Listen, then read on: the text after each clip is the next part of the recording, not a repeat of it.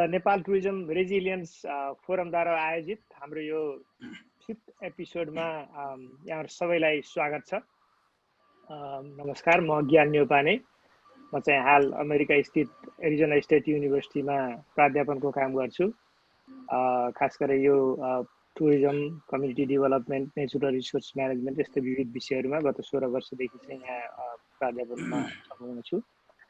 यो Nepal tourism resilience फोरमले चाहिँ गत 4-5 महिनादेखि अब नेपालको पर्यटन, नेपालको विकास र पर्यटन विकाससँग सम्बन्धित अरू विविध कुराहरू, वन वातावरण जस्ता कुराहरूमा चाहिँ छलफल चलाउँदै आएको छ।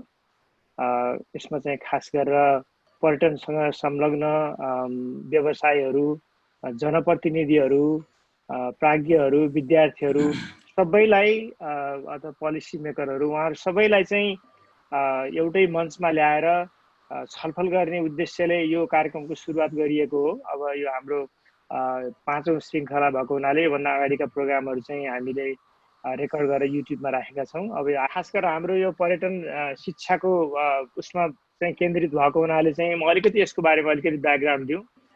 अब नेपालको पर्यटनको कुरा गर्दाखेरि चाहिँ नेपालको पर्यटन व्यवसायमा नेपालको इकोनोमीमा एकदमै इम्पोर्टेन्ट रोल छ। खास गरेर यो world tourism travel and tourism काउन्सिलको डेटा अनुसार चाहिँ करिब 8% नेपालको 8% जिडिपीमा कन्ट्रिब्युट गर्छ टुरिज्मले भन्ने खालको तथ्याङ्क देखिन्छ। अब यो भन्दा बढी पनि हुनसक्छ, किनभनेदेखि हामीले यो तथ्याङ्कमा चाहिँ कति डोमेस्टिक टुरिज्मको चाहिँ एक्सपेन्डिचरहरू छुटिरहेको पनि हुनसक्छ। अब यो यत्रो ठुलो इन्डस्ट्रीमा चाहिँ यो लेबर इन्टेन्सिभ इन्डस्ट्री हो। यसमा चाहिँ अब वर्ल्ड यो ट्राभल एन्ड टुरिज्म काउन्सिलको तथ्याङ्क अनुसार चाहिँ करिब 10 लाख मान्छेलाई चाहिँ प्रत्यक्ष अप्रत्यक्ष रूपमा रोजगार दिएको देखिन्छ। त्यसमा चाहिँ 4 लाखभन्दा अलिकति बढी चाहिँ प्रत्यक्ष रोजगार। अब नेपालको इम्प्लोइमेन्ट हेर्दाखेरि चाहिँ 6.6% इम्प्लोइमेन्ट चाहिँ टुरिज्मले कन्ट्रिब्युट गरेको देखिन्छ। अब यत्रो उद्योग चाहिँ छ नेपालमा। पर्यटन उद्योग हाम्रो आशाको उद्योग हो। पर्यटन उद्योग भनेको अब यो उद्योग चाहिँ नेपालको लागि धेरै महत्त्वपूर्ण छ। त्यो उद्योगको लागि चाहिँ जनशक्तिको पनि निकै आवश्यकता हुन्छ। अब टुरिज्म इन्डस्ट्री चाहिँ को एउटा अरू इन्डस्ट्रीभन्दा फरक के छ भनेदेखि कस्टमरसँग एकदमै डाइरेक्टली कन्ट्याक्ट हुने खालको इन्डस्ट्री, लेबर इन्टेन्सिभ इन्डस्ट्री भएको हुनाले चाहिँ कस्टमरले कस्तो एक्सपिरियन्स गर्छ भन्ने कुरोले चाहिँ क्वालिटी देखाउँछ, अनि त्यो क्वालिटीले चाहिँ हाम्रो ओभरअल इन्डस्ट्रीलाई नै रिफ्लेक्ट गर्छ। अब यस्तो खालको इन्डस्ट्रीको लागि चाहिने लेबर फोर्स हामीसँग छ कि छैन, कसरी पढाइन्छ हामीले। अब टुरिज्म हस्पिटालिटी चाहिँ रिलेटिभली अब ग्लोबली नै यङ एकाडेमिक फिल्ड हो, इन्टरडिसिप्लिनरी फिल्ड हो। यो फिल्डमा चाहिँ नेपालमा अहिले पनि उच्च शिक्षाको कुराहरू अब थुप्रै कलेजहरू, प्राइभेट कलेजहरू, पब्लिक कलेजहरूमा चाहिँ यसको पढाइ हुन्छ यसको जनशक्तिको लागि। यस्तै विषयमा खास गरेर यही हायर एजुकेसनको चाहिँ नीतिगत कुराहरूमा के समस्याहरू छन्, हाम्रो पढाइ कस्तो छ अहिले, यस्तै विषयहरूमा चाहिँ छलफल गर्ने उद्देश्यले चाहिँ हामीले आजको कार्यक्रमलाई चाहिँ केन्द्रित गर्छौँ। अब यसमा म चाहिँ अलिकति छोटो हाम्रो प्यानल मेम्बरहरूको इन्ट्रोडक्सन दिन्छु, अनि त्यसपछि कार्यक्रम सुरु गरौँला। हामीसँग चाहिँ 2 जना विशिष्ट प्यानल मेम्बरहरू हुनुहुन्छ। उहाँहरू चाहिँ देवराज अधिकारी हुनुभयो। डाक्टर देवराज अधिकारी सर चाहिँ हाल प्रोफेसर हुनुहुन्छ र यो युनिभर्सिटी ग्रान्ट्स कमिसनको मेम्बर सेक्रेटरी पनि हुनुहुन्छ। यो ग्रान्ट कमिसन चाहिँ नेपालको हायर एजुकेसनमा एकदमै इम्पोर्टेन्ट अर्गनाइजेसन हो। यसको बारेमा चाहिँ अब पछि कुरा गरौँला। अनि हाम्रो दोस्रो प्यानल मेम्बर हुनुहुन्छ मिस्टर सूर्यकिरण श्रेष्ठ। सूर्यकिरण श्रेष्ठ चाहिँ लामो समयदेखि यो टुरिज्म हस्पिटालिटीमा काम पढाउँदै आइरहनु भएको छ। खास गरेर नाथम जुन नेपालको चाहिँ एउटा पायोनियर एजुकेसन इन्स्टिट्युसन हो, त्यो इन्स्टिट्युसनमा चाहिँ थुप्रै वर्ष काम गरेर भर्खर रिटायर हुनुभएको छ। त्यही पनि उहाँले अझै पनि पढ्ने कामहरू गर्नुहुन्छ। बिएचएम प्रोग्रामको हेड पनि हुनुहुन्थ्यो उहाँ। हाम्रो थर्ड प्यानल मेम्बर हुनुहुन्छ डाक्टर ब्रिजेश थापा। डाक्टर ब्रिजेश थापा यो नेपाल रेजिलियन्स फोरमको पहिलो अरू वेबिनारहरूमा पनि आउनुभएको थियो। उहाँ पहिला युनिभर्सिटी अफ फ्लोरिडामा हुनुहुन्थ्यो, अहिले भर्खरै चाहिँ ओक्लाहोमा अमेरिका स्थित ओक्लाहोमा स्टेट युनिभर्सिटीमा head of school of hospitality and tourism हुनुहुन्छ। ल यहाँ सबैलाई प्यानल मेम्बरहरूलाई स्वागत छ आज कार्यक्रममा। म चाहिँ देवराज सरबाट सुरु गरेँ। अब देवराज सर, अब नेपालको हायर एजुकेसनको ल्यान्डस्केप कस्तो छ अहिले, नीतिगत कुराहरूमा के समस्याहरू छन्, हामी कहाँ छौँ हायर एजुकेसनमा, खास गरेर यो टुरिज्म हस्पिटालिटी सेक्टरमा ओभरअल कहाँ छौँ, अनि त्यसपछि टुरिज्म यो हस्पिटालिटी सेक्टरको डिसिप्लिनमा चाहिँ कस्तो छ हाम्रो अलिकति ल्यान्डस्केप, यो अलिकति बताइदिनुहोस् न। अनम्युट गर्नु होला है सर।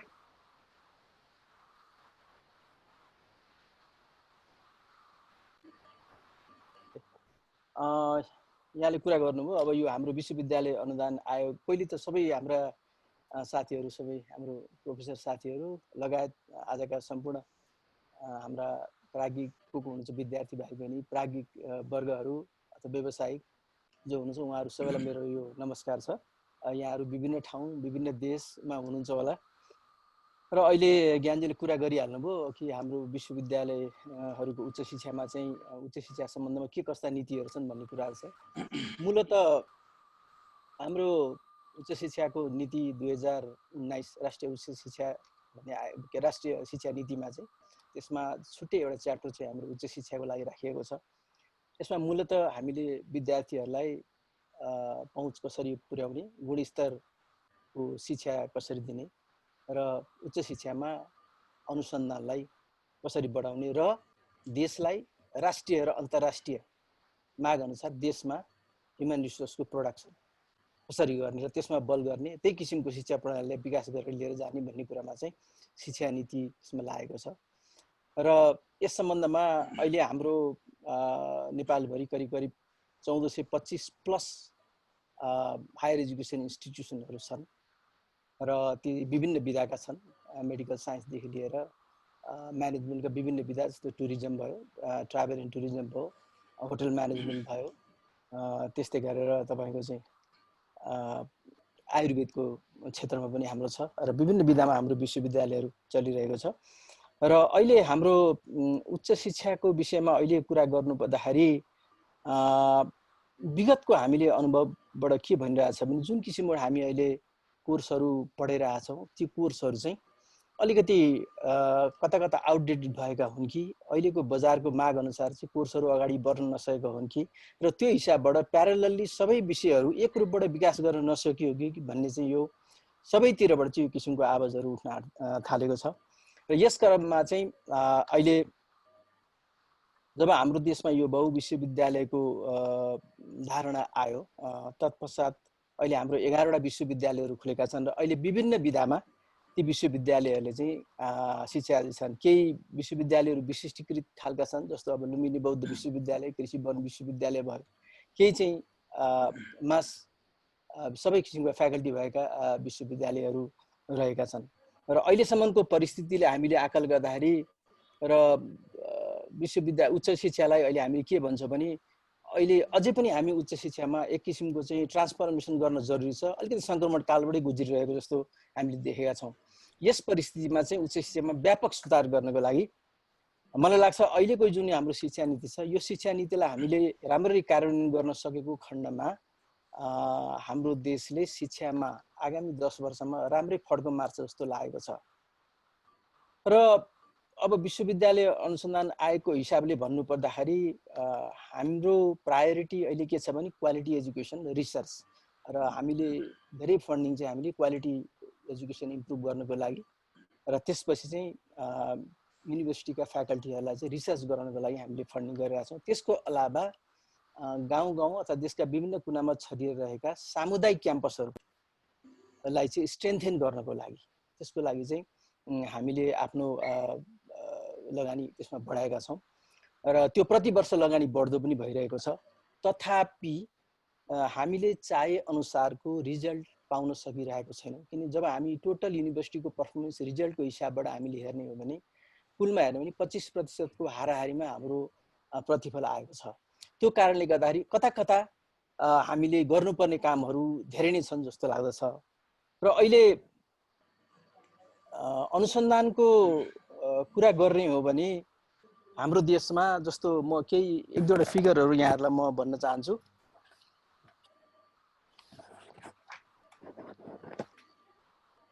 अनुसन्धानको सम्बन्धमा हामीले जुन रिसर्चहरू अनुसन्धान जुन रिसर्च गरिरहेका छौँ त्यस सम्बन्धमा चाहिँ हामीले खास गरिकन पिएचडीको लागि हामी फेलोसिपहरू दिन्छौँ, एमफिलको लागि दिन्छौँ, त्यस्तै फ्याकल्टी डेभलपमेन्टको लागि रिसर्च ग्रान्ट्सहरू हामीले दिएका छौँ र अनुसन्धान गर्ने त्यसपछि पब्लिस गर्ने भन्ने कुरा छ र पब्लिस गर्नेलाई पनि हामीले फन्डिङ गरिरहेका छौँ।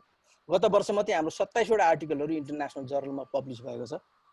त्यस्तै आएर टोटलमा हाम्रो यो 4 वर्षको पिरियडमा मैले हिसाब 144वटा आर्टिकलहरू अन्तर्राष्ट्रिय जर्नलमा पब्लिस भएको छ। त्यो जर्नलमा त्यो चाहिँ हाम्रो विश्वविद्यालय अनुसन्धान आयोगले गराएको रिसर्च त्यो चाहिँ पब्लिकेसनमा गएको छ र केही आर्टिकल त साह्रै राम्रो त्यो सीमाको जर्नल भन्छ त्यस्तोमा पनि पब्लिस भएको छ।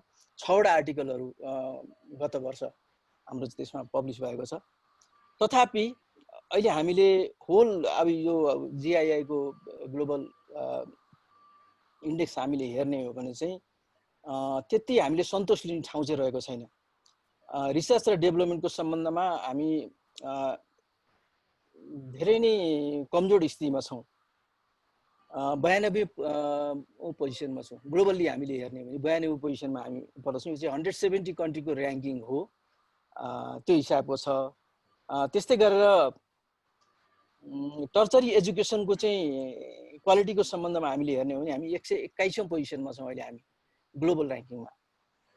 त्यस्तै अब नलेज क्रिएसन, इम्प्याक्ट, नलेज डिफ्युजनको कुरा गर्ने हो भने क्रिएसनमा हामी 81औं पोजिसनमा छौँ। त्यसपछि तपाईँ इम्प्याक्टमा 125 पोजिसनमा छौँ र तपाईँको डिफ्युजनमा हामी चाहिँ 110 पोजिसनमा छौँ।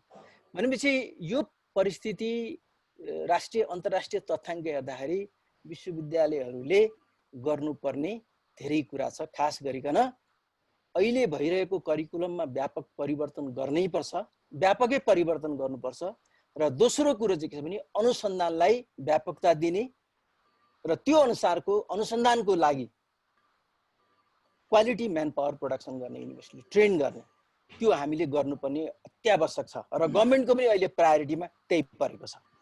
जहाँसम्म होटल म्यानेजमेन्ट टुरिज्मको विधा छ, अब यो मूलतः सबै हाम्रा यी युनिभर्सिटीहरूले व्यवस्थापनको फ्याकल्टी म्यानेजमेन्ट फ्याकल्टी अन्तर्गत यो कार्यक्रमहरू सञ्चालन गरेका छन्। अब यसको कोर्सको विषयमा यो 5 वर्ष 6 वर्ष अगाडि हाम्रो ब्याचलर्स होटल म्यानेजमेन्ट 3 वर्षको थियो। अहिले हामीले त्यसलाई अलिकति ट्रान्सफर गरेर 4 वर्ष बनाएर 4 वर्ष कोर्स बनाएको छ। अन्तर्राष्ट्रिय मापदण्ड अनुसारले लिएर जाने भन्ने हिसाबले धेरैतिरबाट कुरा उठेर त्यसलाई 4 वर्ष हामीले बनाएका छौँ। तथापि अब हाम्रा विद्यार्थीहरू पनि राम्रा छन्। केही इन्स्टिट्युटहरू असाध्यै राम्रो प्रोडक्सन गरिरहेछन् विद्यार्थीहरूको। राष्ट्रिय अन्तर्राष्ट्रिय क्षेत्रमै अब हामी विदेशै जाँदाखेरि पनि धेरै ठाउँमा हामीले भेटेका छौँ। ती विद्यार्थीहरू त्यहाँ गएर चाहिँ कामै गरेका छन्। फुल्ली इम्प्लोइड छन् उनीहरू र उनीहरूले राम्रै पर्फर्मेन्स गरिरहेछन्। र त्यसको अलावा हामीसित विदेशी विश्वविद्यालयबाट सम्बन्धन प्राप्त पनि यस्ता होटल म्यानेजमेन्टका टुरिज्म सेक्टरका विधाहरू पढाइने क्याम्पसहरू हायर एजुकेसन इन्स्टिट्युसनहरू छन् र तिनीहरूले पनि आफ्नो आफ्नो हिसाबबाट गरिरहेका छन्। र अब यहाँ के छ भने क्वालिटी सबैभन्दा ठुलो मोनिटरिङको प्रब्लम छ। एउटा युनिभर्सिटीहरूको पनि मोनिटरिङ गर्ने त्यो खालको स्ट्रेन्थ डेभलपमेन्ट भएको छैन र मोनिटरिङ गर्ने म्यान पावर युनिभर्सिटी छैन र त्यो स्ट्रेन्थ पनि हामीले बढाउनु। रेगुलर मोनिटरिङ सिस्टम नभएको कारणले गर्दाखेरि कुन विषय कसरी अगाडि बढिरहेको छ भन्ने कुरा हामीले ठ्याक्कै थाहा पाउनु र त्यो अनुसारले हामीले करेक्टिभ एक्सन लिएर जानको लागि हामी अलिक पछाडि परेका छौँ र त्यो कुरा गर्न हामीले अब जरुरी छ। भन्दाखेरि के देखिन्छ भने ओभरअलमा अहिले गभर्नमेन्टको पोलिसीमै परेको छ तपाईँको चाहिँ यो होटल पर्यटन विधाको विषयमा पनि त्यसलाई पनि विकास गरेर लिएर जाने, त्यसको करिकुलमहरूलाई परिमार्जन गरेर लिएर जाने भन्ने कुरा गभर्नमेन्टको पोलिसीमा नै परेको छ।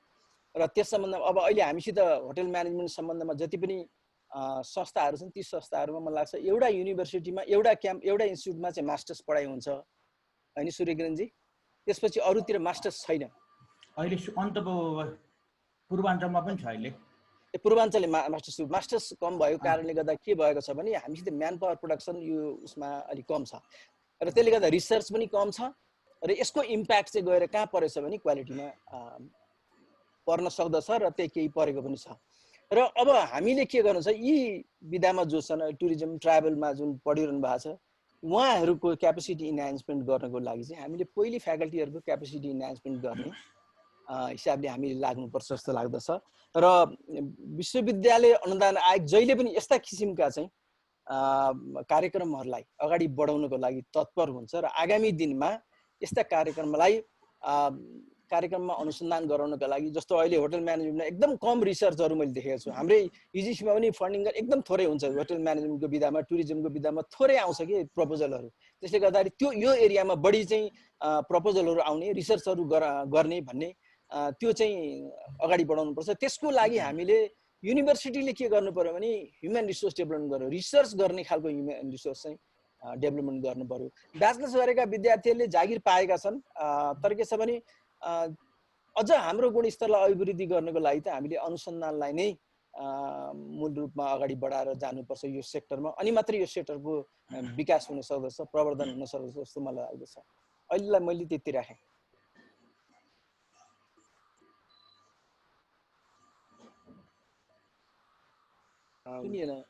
अब थ्याङ्क यू देवराज सर। खास गरेर हाम्रो युनिभर्सिटीको कुरा गर्दाखेरि युनिभर्सिटीको चाहिँ मेजर 3टा फङ्सन हुन्छ कि, एउटा चाहिँ नलेज डिसेमिनेट गर्ने, टिचिङ गर्ने होइन, नलेज चाहिँ स्टुडेन्टसँग पुर्याउने एउटा भयो। अर्को चाहिँ नलेज क्रिएट गर्ने भयो होइन। अब नलेज क्रिएसनको पार्टको कुरा गर्नुभयो देवराज सरले, जहाँ चाहिँ रिसर्चको कुरा आउँछ, पब्लिकेसनको कुराहरू आउँछ। हामीले चाहिँ टिचिङ चाहिँ गर्छौँ युनिभर्सिटीहरूमा, नेपालमा, कलेजमा, तर अब हामीले नलेज प्रोडक्सनको काम चाहिँ कति गरिरहेको छ यो कुरामा हामी पछि जाउँला। म अहिले खास गरेर यो टुरिज्म हस्पिटालिटी एजुकेसनमा चाहिँ नेपालको स्थिति कस्तो छ यसको बारेमा चाहिँ अलिकति कतिवटा कलेजमा पढाइ हुन्छ, के विषयमा पढाइ हुन्छ, अन्डर ग्रेजुएट, मास्टर्स, यो सबै कुरामा चाहिँ अलिकति जानकारी दिनलाई चाहिँ मैले सूर्य किरणजीलाई चाहिँ अनुरोध गरेँ है त। सुरु गरौँ? सुरु गरौँ। धन्यवाद सर। सर्वप्रथम म हाम्रो प्रोफेसर सरहरू अनि जो यस वाइनर प्रोग्राममा जोइन हुनुभएका सम्पूर्ण एकाडेमिसियन, व्यवसायीहरू, सँगसँगै अरू विद्यार्थी भाइ बहिनीहरू, मेरो सन्ध्याकालीन नमस्कार। र यस वेबिनारमा मैले मेरो 2-4 शब्द मैले राख्न पाउनुमा यो हाम्रो प्रोफेसर सरहरूलाई विशेषमा धन्यवाद दिन चाहन्छु। हस्पिटालिटी र टुरिज्म एजुकेसन, यो एजुकेसन भन्नाले त इन्फर्मल पनि एजुकेसन हो, नन फर्मल पनि एजुकेसन हो, फर्मल पनि एजुकेसन हो। र वर्ल्ड वाइड हेर्ने हो भने 1900 देखि नै यो एजुकेसन हस्पिटालिटी टुरिज्ममा सुरु भएको हो। तर एकाडेमिक अथवा यो जुन हायर एजुकेसनै भनौँ, यो चाहिँ लुजन है, स्विजरल्यान्डको लुजन इको होटेलियर भन्छ, त्यो कलेजमा चाहिँ 1893 बाट हायर एजुकेसन सुरु भयो। र अमेरिकाको तपाईँको कर्नल युनिभर्सिटीमा 1922 तिर सुरु भएको हुन्छ हायर एजुकेसनकै कुरा गर्दाखेरि। र अब बाहिर हेर्ने हो भने अब त्यो अनुसारले एकदमै यो एजुकेसनको लेभल एकदमै राम्रोसँगले गएको देखिन्छ। तर नेपालको परिप्रेक्ष्यमा अब यसलाई चाहिँ अलिकति नेपालसँग हामी चाहिँ जोडेर हेर्दाखेरि हामी अलिक पछि नै छौँ। हेर्नुहोस्, अब मैले अब यसमा केही अध्ययन पनि गर्दैछु। म आफै पनि अब स्कलर भए हुनाले पहिलेदेखि गर्दै आएको छु। मेरो पनि यसमा अब धेरै वर्ष मैले लगानी गरेको छु। मैले पनि यो हेर्दाखेरि जस्तै अब नाथमलाई लिन सकिन्छ। नाथम अथवा पहिलाको एचएमटिडिसी, म पनि एउटा त्यसको प्रोडक्टै हुँ।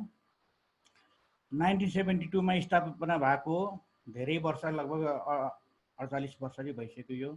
र यो दौडानमा नाथमले भनौँ न, पहिलाको एचएमटिसीले भनौँ व्यावसायिक कोर्सहरू अथवा प्रोफेसनल कोर्सहरू धेरै विधामा, ट्राभल टुरिज्म, होटल म्यानेजमेन्टको विधामा दिँदै आएको थियो। र त्यति बेला चाहिँ अब इन्स्टिट्युसन नभएको हुनाले यसको प्रोडक्टहरू एकदमै सेलेबल, त्यो पनि नेपाली मार्केटमै अझै पनि भेटिन्छन्। र यो हुँदाहुँदै अब भनौँ होटल इन्डस्ट्रीलाई चाहिँ एउटा भनौँ सुपरभाइजर लेभल अथवा मिडल स्केल अथवा मिडल क्लासको चाहिँ ह्युमन रिसोर्सको आवश्यक पर्यो भन्ने किसिमले त्यो इन्डस्ट्रीको पनि डिमान्ड र समयको पनि आवश्यकता भएको हुनाले 1999 भनौँ न, त्यहाँदेखि चाहिँ ब्याचलर कोर्सहरू सुरुमा त्रिभुवन युनिभर्सिटी र पोखरा युनिभर्सिटी, पोखरा युनिभर्सिटीकै पोखरामा एउटा कलेज छ, Nepal college of tourism and hotel management, र त्रिभुवन युनिभर्सिटीले चाहिँ Nepal academy of tourism and hotel management NATHM, यो दुईटा कलेजहरूमा चाहिँ ब्याचलर अफ होटल म्यानेजमेन्ट पहिला 3 वर्ष सुरुवात गरियो। र सँगसँगै त्योभन्दा केही वर्ष अगाडि हुन त अब सिटिभिटीले व्यावसायिक कोर्सहरू यसको स्थापना त 2045 मै भएको थियो भनौँ, अलिक पछि भनौँ त्यहाँ पनि भोकेसनल कोर्सहरू चाहिँ सुरु भइसकेका थिए। तर भए पनि तपाईँको एकाडेमिक अथवा हायर एजुकेसन भन्ने नेपालमा चाहिँ हस्पिटलिटी टुरिज्म सुरु भनेकै 99 नै हो। 99 देखि सुरु भयो, त्यसपछि 2003 देखि ट्राभल टुरिज्म पनि भयो, अनि पछि मास्टर डिग्री पनि सुरु भयो। अब यो चाहिँ के हुँदो रहेछ भने ब्याचलर डिग्री दियो अनि त्यसपछि मास्टर डिग्री अब आवश्यकता नै पर्दै आउँदो रहेछ। जेसुकै भए पनि तपाईँको एउटा आवश्यकता थियो है, त्यति बेला समयको माग थियो। नेपालमा ट्राभल एजेन्सीहरू, होटल म्यानेजमेन्ट गरेका विद्यार्थीहरू जताततै डिमान्ड थियो र सुरुको वर्षमा नम्बर अफ स्टुडेन्टहरू, त्यो इनरोलमेन्ट पनि थोरै थिए, प्रोडक्ट थोरै थियो, त्यस कारणले इन्डस्ट्रीमा हाम्रै मार्केटमा राम्रो खबर भएको थियो।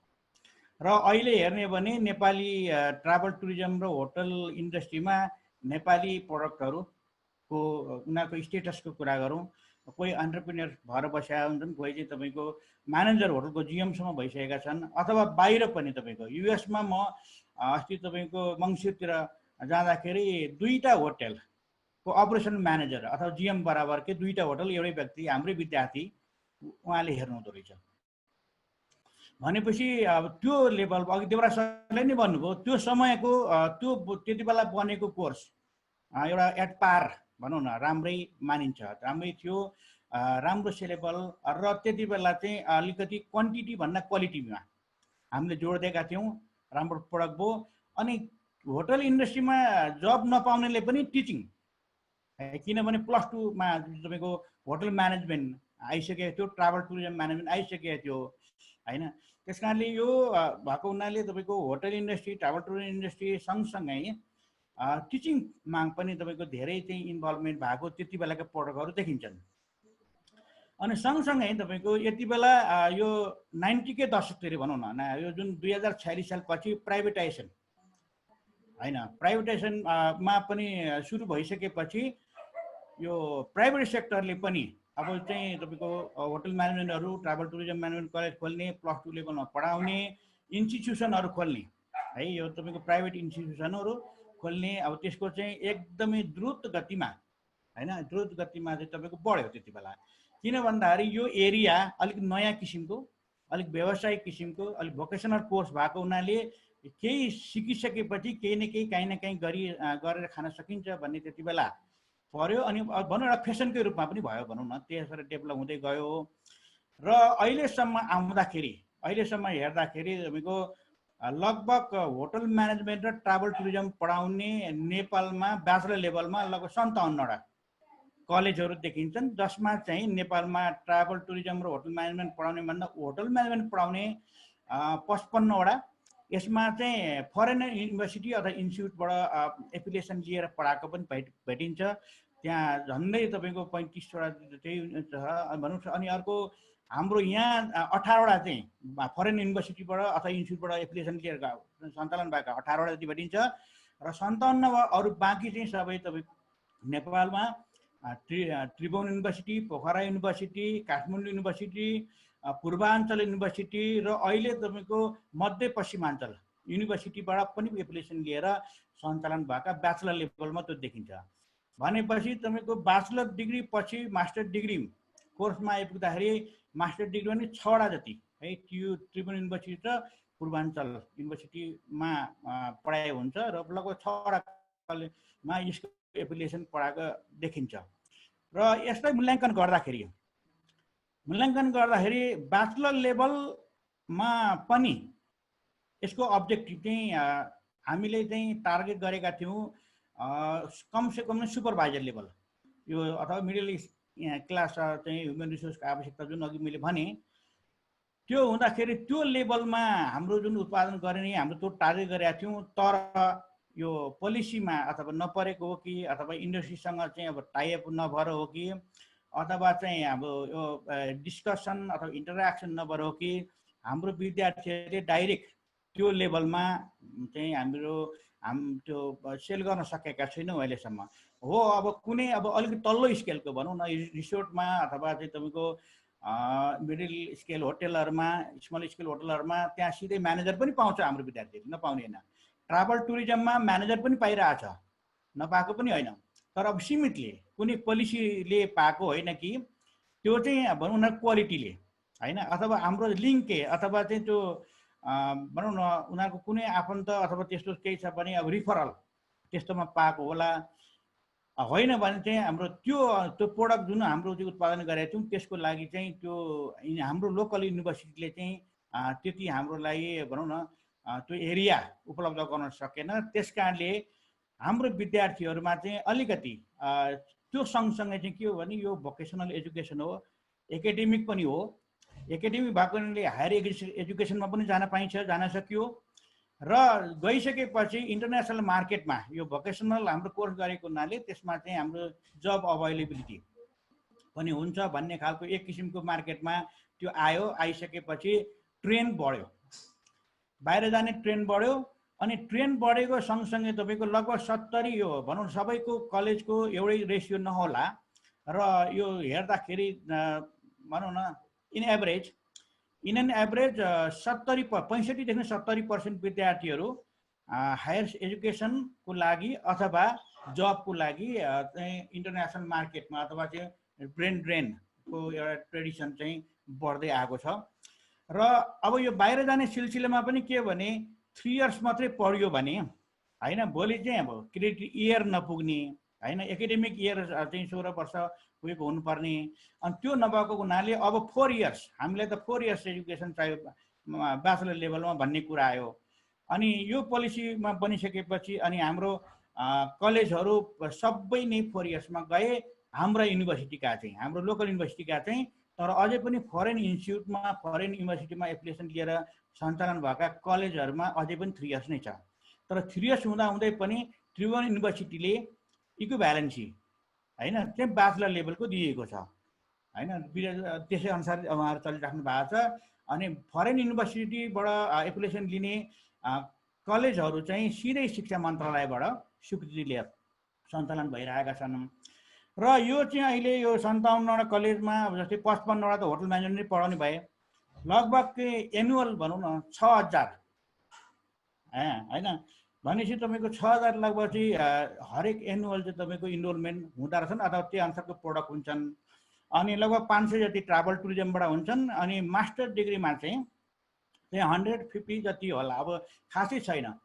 अब जति ब्याचलर डिग्रीले बेन्चमार्क गरेको भेटिन्छ होइन, त्यो बेन्चमार्किङ चाहिँ अर्को मास्टर डिग्रीमा चाहिँ हाम्रो त्यति सेलेबल कोर्स बन्न नसकेको हो कि होइन, अब किन हो त्यति भएको देखिँदैन।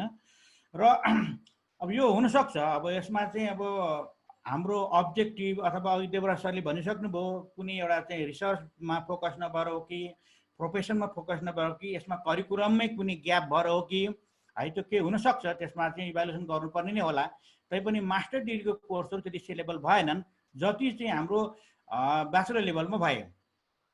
अब सँगसँगै यो ब्याचलर लेभलमा यो इनरोलमेन्ट बढ्नको कारण चाहिँ के हो भने +2 लेभलमा लगभग 14 देखि 15 हजार 14-15 चाहिँ तपाईँको हरेक वर्ष चाहिँ +2 लेभलमा होटल म्यानेजमेन्ट पढ्ने विद्यार्थी पढक हुन्छन्।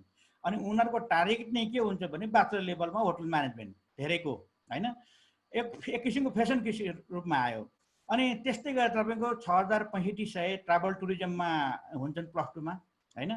भनेपछि यो 1 महिने कोर्सदेखि लिएर 3 महिने, त्यस्तो 6 महिने, 9 महिने, 1 वर्ष भोकेसनल कोर्सदेखि लिएर अनि यो ब्याचलर डिग्री 4 इयर्स अनि मास्टर डिग्री 2 इयर्स हुँदा सिटिभिटीको चाहिँ 2.5 इयर डिप्लोमा लेभल एसएलसी पछिको यो सबै चाहिँ तपाईँको अहिले हाम्रो नेपालमा सञ्चालन भइरहेका छन्। अब यसमा चाहिँ अझ पनि के भइरहेछ भने अब चाहिँ अर्को यो चाहिँ सेकेन्डरी लेभलमा पनि भोकेसनल कोर्सहरू व्यावसायिक कोर्सहरू सञ्चालन गर्नुपर्छ भनेर सिडिसीले करिकुलम डेभलपमेन्ट सेन्टरले 9 to 12 को 9 देखि 12 सम्मको भोकेसनल कोर्स भनौँ न जेनरल कोर्स बाहेक यता भोकेसनल कोर्समा अब चाहिँ यो हस्पिटालिटी म्यानेजमेन्ट टुरिज्ममा पनि सञ्चालन गर्ने भएर कोर्स डिजाइन भइसकेको छ। अब यो सबै चाहिँ प्राय कोर्सहरू डिजाइनमा चाहिँ कतै कतै म चाहिँ कहीँ मास्टर डिग्रीदेखि ब्याचलरदेखि लिएर डिप्लोमाको भयो, सर्ट कोर्सहरू भयो, यो 9 to 12 को यो कोर्सहरूमा चाहिँ कता कता म जोडिएको हुनाले मलाई अब यो जानकारीमा आएको हो। र यो हेर्दाखेरि हामी एकदमै भनौँ न हाम्रो नेपालको इन्डस्ट्री हाम्रो दायरा एकदमै सानो छ, त्यस कारणले प्रोडक्ट हेर्ने भने यसलाई एकदमै एउटा एकदम ह्युज होइन एकदमै सफिसियन्ट म देख्छु। तर हुँदा पनि यो अलिकति भनौँ न यो इन्टरनेसनल स्ट्यान्डर्डमा जस्तै भनौँ न अब एजुकेसनका पनि स्टेज हुन्छन्। अब जस्तै सुरुको इन्डस्ट्रियल स्टेज भयो, अनि इम्प्लिमेन्टेड स्टेज भयो, बेन्चमार्किङ स्टेज भयो, अनि त्यस्तै गरी म्याचुरेसन स्टेज भयो। हाम्रो हस्पिटालिटी टुरिज्म एजुकेसनमा अलिक सही हामी फ्रेगमेन्टेड स्टेजमै छौँ। हामी चाहिँ भनेको मतलब भर्खर हामी चाहिँ अलिकति स्क्याटर हुँदैछौँ। यो तैपनि हुँदै मात्रै छौँ, भइसकेका छौँ न। अब म्याचुरेसनमा आउन धेरै बाँकी, बेन्चमार्कमै आउन पनि धेरै बाँकी छ।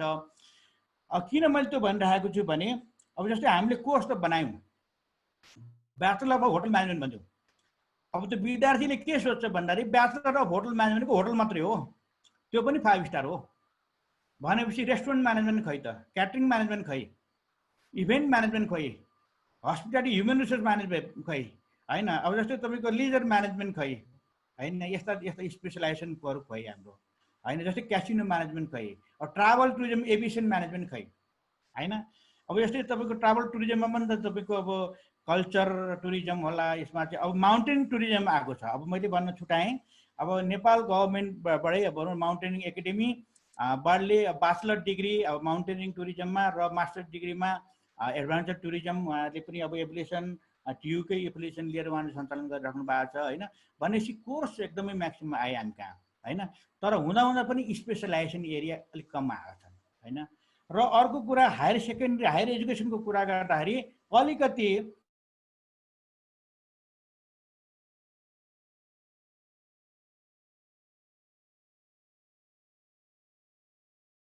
सरको चाहिँ नेटवर्कमा सूर्यकिरण सरको नेटवर्कमा प्रब्लम आइरहेको छ।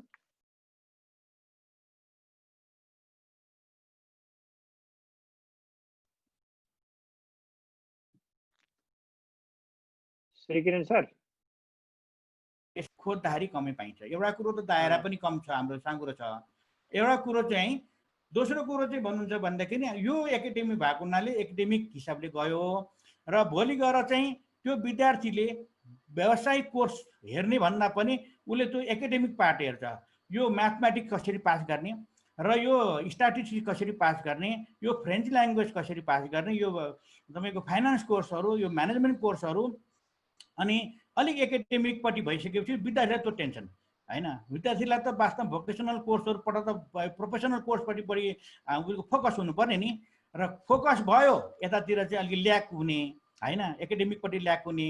त्यस कारणले यो विद्यार्थीबाट अलिकति देखिएको समस्या त्यो छ अहिलेसम्म। र अब यो कोर्सहरू कुरा गर्दाखेरि हामीले समस्या त अब धेरै छ, च्यालेन्जेसहरू। 1 नम्बर च्यालेन्ज त अहिले हाम्रो भनौँ न कोभिड-19 को कारणले अब हाम्रो अरू विषय अरू डिसिप्लिनमा चाहिँ विद्यार्थीहरू एक्जाम पनि दिन पाउने होइन, सजिलै हुने र क्लासहरू पनि अनलाइन हुने। अब किन हाम्रो त प्र्याक्टिकल गर्नुपर्ने हुन्छ, अनलाइनबाट प्र्याक्टिकल सम्भव छैन। र अर्को कुरा त्योभन्दा ठुलो समस्या त के हो भन्दाखेरि हाम्रो विद्यार्थीले इन्टर्नसिप गर्नुपर्छ भनेपछि अब यो त तपाईँको 4-5 महिनादेखि इन्डस्ट्री त ठप्प छ होइन।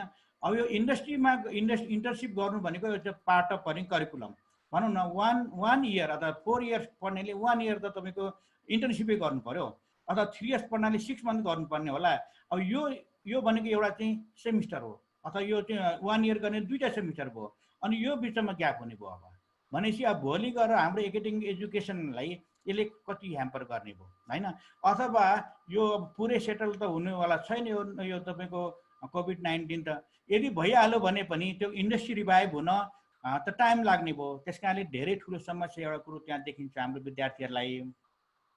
र अर्को समस्या भने के देखिन्छ भन्दाखेरि हाम्रो ब्याचलर 4 इयर्स गर्ने विद्यार्थी र भोलि चाहिँ 6 महिना एउटा चाहिँ कुनै इन्स्टिट्युटमा एउटा ट्रेनिङ गर्ने विद्यार्थी, अनि भोलि उसले इन्डस्ट्रीमा जब पाउने त एउटै लेभल भयो, इन्ट्री लेभल भयो, अनि स्यालेरी पनि एउटै लेभलको पाउने भयो भनेपछि यसमा ठुलो एउटा गभर्मेन्ट पोलिसी होला अथवा चाहिँ तपाईँको एउटा चाहिँ इन्डस्ट्रीसँग बसेर यसमा कुराकानी गर्नुपर्ने होला। यसमा चाहिँ भनौँ न यो इन्टरफेस मेन चाहिँ है हाम्रो प्रोडक्टलाई उनीहरूले रिकग्नाइज गर्नु पर्यो होइन, र त्यो अनुसारको त्यो लेभल अनुसारको चाहिँ स्टेटस मेन्टेन गर्नु पर्यो।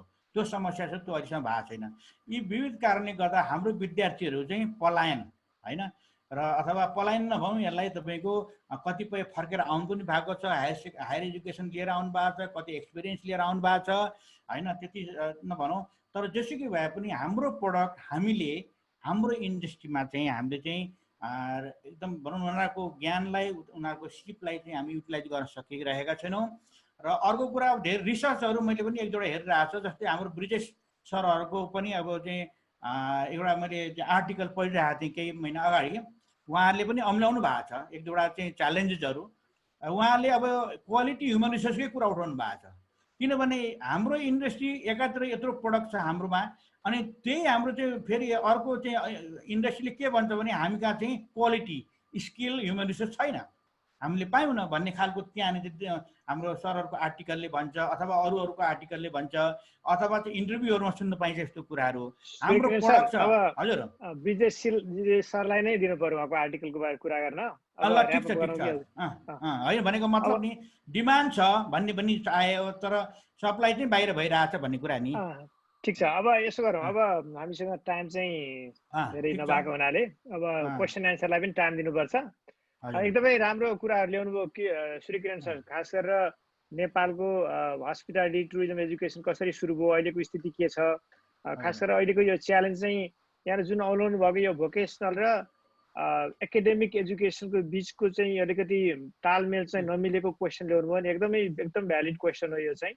स्टुडेन्टहरू पनि कन्फ्युज भएको छन्, सबैलाई कन्फ्युज बनाएको छ यसले, अलिक क्लियर कट नभएको हुनाले भोकेसनल भने के हो, एकाडेमिक डिग्री के हो होइन। अब कोही मान्छे होटल म्यानेजमेन्ट पढ्न जान्छ भने उसलाई स्ट्याटिस्टिक्सको कोर्स किन लिनु पर्यो, म्याथ किन लिनु पर्यो, इकोनोमिक्स किन लिनु पर्यो, यस्तो कुराहरू आउन पनि सक्छन्। यो चाहिँ अब म विजय सरकोमा गएँ, खास गरेर अब टुरिज्म हस्पिटालिटी चाहिँ अब ग्लोबल इन्डस्ट्री भएको हुनाले चाहिँ हाम्रो वर्कफोर्सले चाहिँ हाम्रो मात्रै निड पुरा गर्ने भन्दा पनि ग्लोबल निड के छ, अहिलेको ग्लोबल च्यालेन्जेसहरू के छ, त्यससँग हामी म्याच गर्न सकेनौँ भनेदेखि चाहिँ हाम्रो वर्कफोर्स कम्पिटेटिभ नहुन सक्छ होइन। अब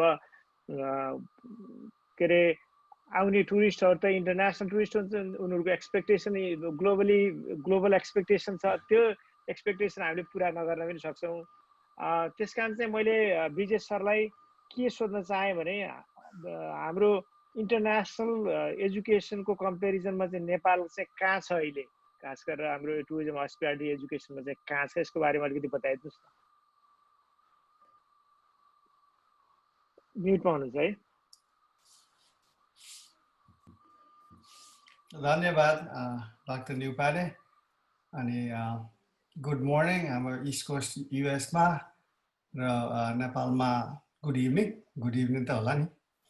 अनि थ्याङ्क यू फर जोइनिङ। धेरै स्टुडेन्टहरू आए जस्तो छन्, very interesting and very excited स्टुडेन्टहरूलाई, न्यू जेनेरेसनहरू being interested in policy, interested in फिल्डको डिरेक्सन कहाँ जाँदैछ, interested in the future career. So it's good to have you guys participate. मलाई त सुन्नु मन लाग्यो बोल्नुभन्दा। हाम्रो सूर्य किरणजीको त र हाम्रो देवराजजी सरले चाहिँ एउटा म्याक्रो पर्सपेक्टिभ दिनुभएको छ देवराजजीले, सूर्य किरणजीले अलिकति म इन द विड्सको कुरा गर्नुभयो होइन, really looking at the nuts and bolts के रहेछ कुरा नेपालमा। धेरै खुसी लाग्यो। So I could sit and listen to both of them for a while कि धेरै नयाँ कुराहरू पनि सिकेँ। अब I'm at Oklahoma State University. म भर्खर यहाँ सरेको एक हप्ता पनि भएको छैन। I was at University of Florida for 20 years. यो नयाँ कुरा धेरै हस्पिटालिटी अपरेसन एस्पेक्ट भर्खर धेरै कुरा सिक्दैछु।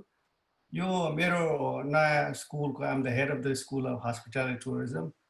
यो चाहिँ अलिकति पुरानै हो अमेरिका कन्टेक्स्टमा कर्नलको कुरा गर्नुभयो अघि 1929 यो प्रोग्राम चाहिँ 1937 मा खोल्यो अलमोस्ट 80 इयर्स भएको रहेछ यो प्रोग्राम तर यो प्रोग्रामको हिस्ट्री पनि के थियो भने भोकेसनल एजुकेसन पहिला त्यो यो स्टेट अफ ओक्लाहोमाको इन्डस्ट्रीलाई लेबर फोर्सलाई स्किल क्यापेसिटी दिएर कसरी इमिडिएट इम्प्लोइमेन्ट गरेर that's the history of the यो प्रोग्राम म जहाँ छु अनि यो हिस्ट्री यो लेगेसी यो ग्लोबली नै हो जस्तो हाम्रो श्रेष्ठजीले भन्नुभएको थियो नेपाली कन्टेक्स्टमा नाथम किन सुरुवात गरेको इन्टरनेसनल लेबर अर्गनाइजेसनले त्यति बेलाको नेपाल गभर्मेन्टसँग मिलेर यो टुरिज्म बढ्दैछ अब we need skill capacity for the इन्डस्ट्रीको लागि त्यो भोकेसनल एस्पेक्टले सुरुवात गरेको छ सो अनि त्यहाँबाट इभल्भ भएर you have more masters and bachelors degree in hospitality टुरिज्ममा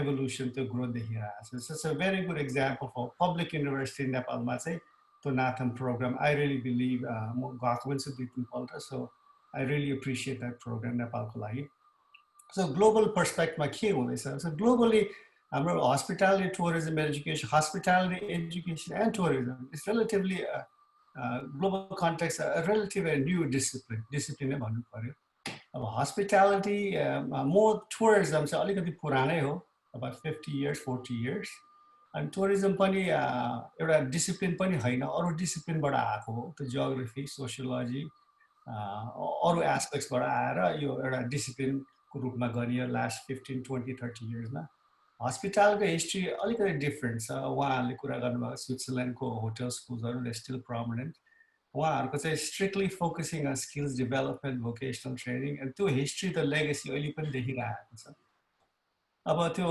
hospitality एजुकेसनमा चाहिँ they tend to focus more on operations management अलिकति more how to do things ग्लोबलीमा अब टुरिज्म एजुकेसनमा it's more from a managerial perspective so अलिकति difference एउटा managerial aspect एउटा vocational aspect छ अनि यो चाहिँ being in to from a diploma course धेरै जस्तो हुन्थ्यो 30 अहिले पनि छन् धेरै कन्ट्रिजहरूमा फ्रम अ डिप्लोमा टु र ब्याचलर देखिआएको छ अनि higher education higher degree masters PhD देखिआएको छ globally so the issue becomes is which कन्ट्रीमा चाहिँ वाट टाइप्स अफ प्रोग्राम छ सो मैले चाहिँ धेरै प्रोजेक्टहरू अफ्रिकामा अनि कहाँ अरू देशहरू पनि गरेको छु अनि त्यहाँ त्यही tourism education hospital education curriculum development पोलिसीहरूमा काम गरेको छु अनि मैले चाहिँ के देखेँ भने त्यो चाहिँ बिग कन्ट्रास्ट डेभलपिङ कन्ट्रिज र डेभलप कन्ट्रिजमा डेभलपिङ कन्ट्रिजहरूमा चाहिँ most 2/3 of the world developing countries नै छ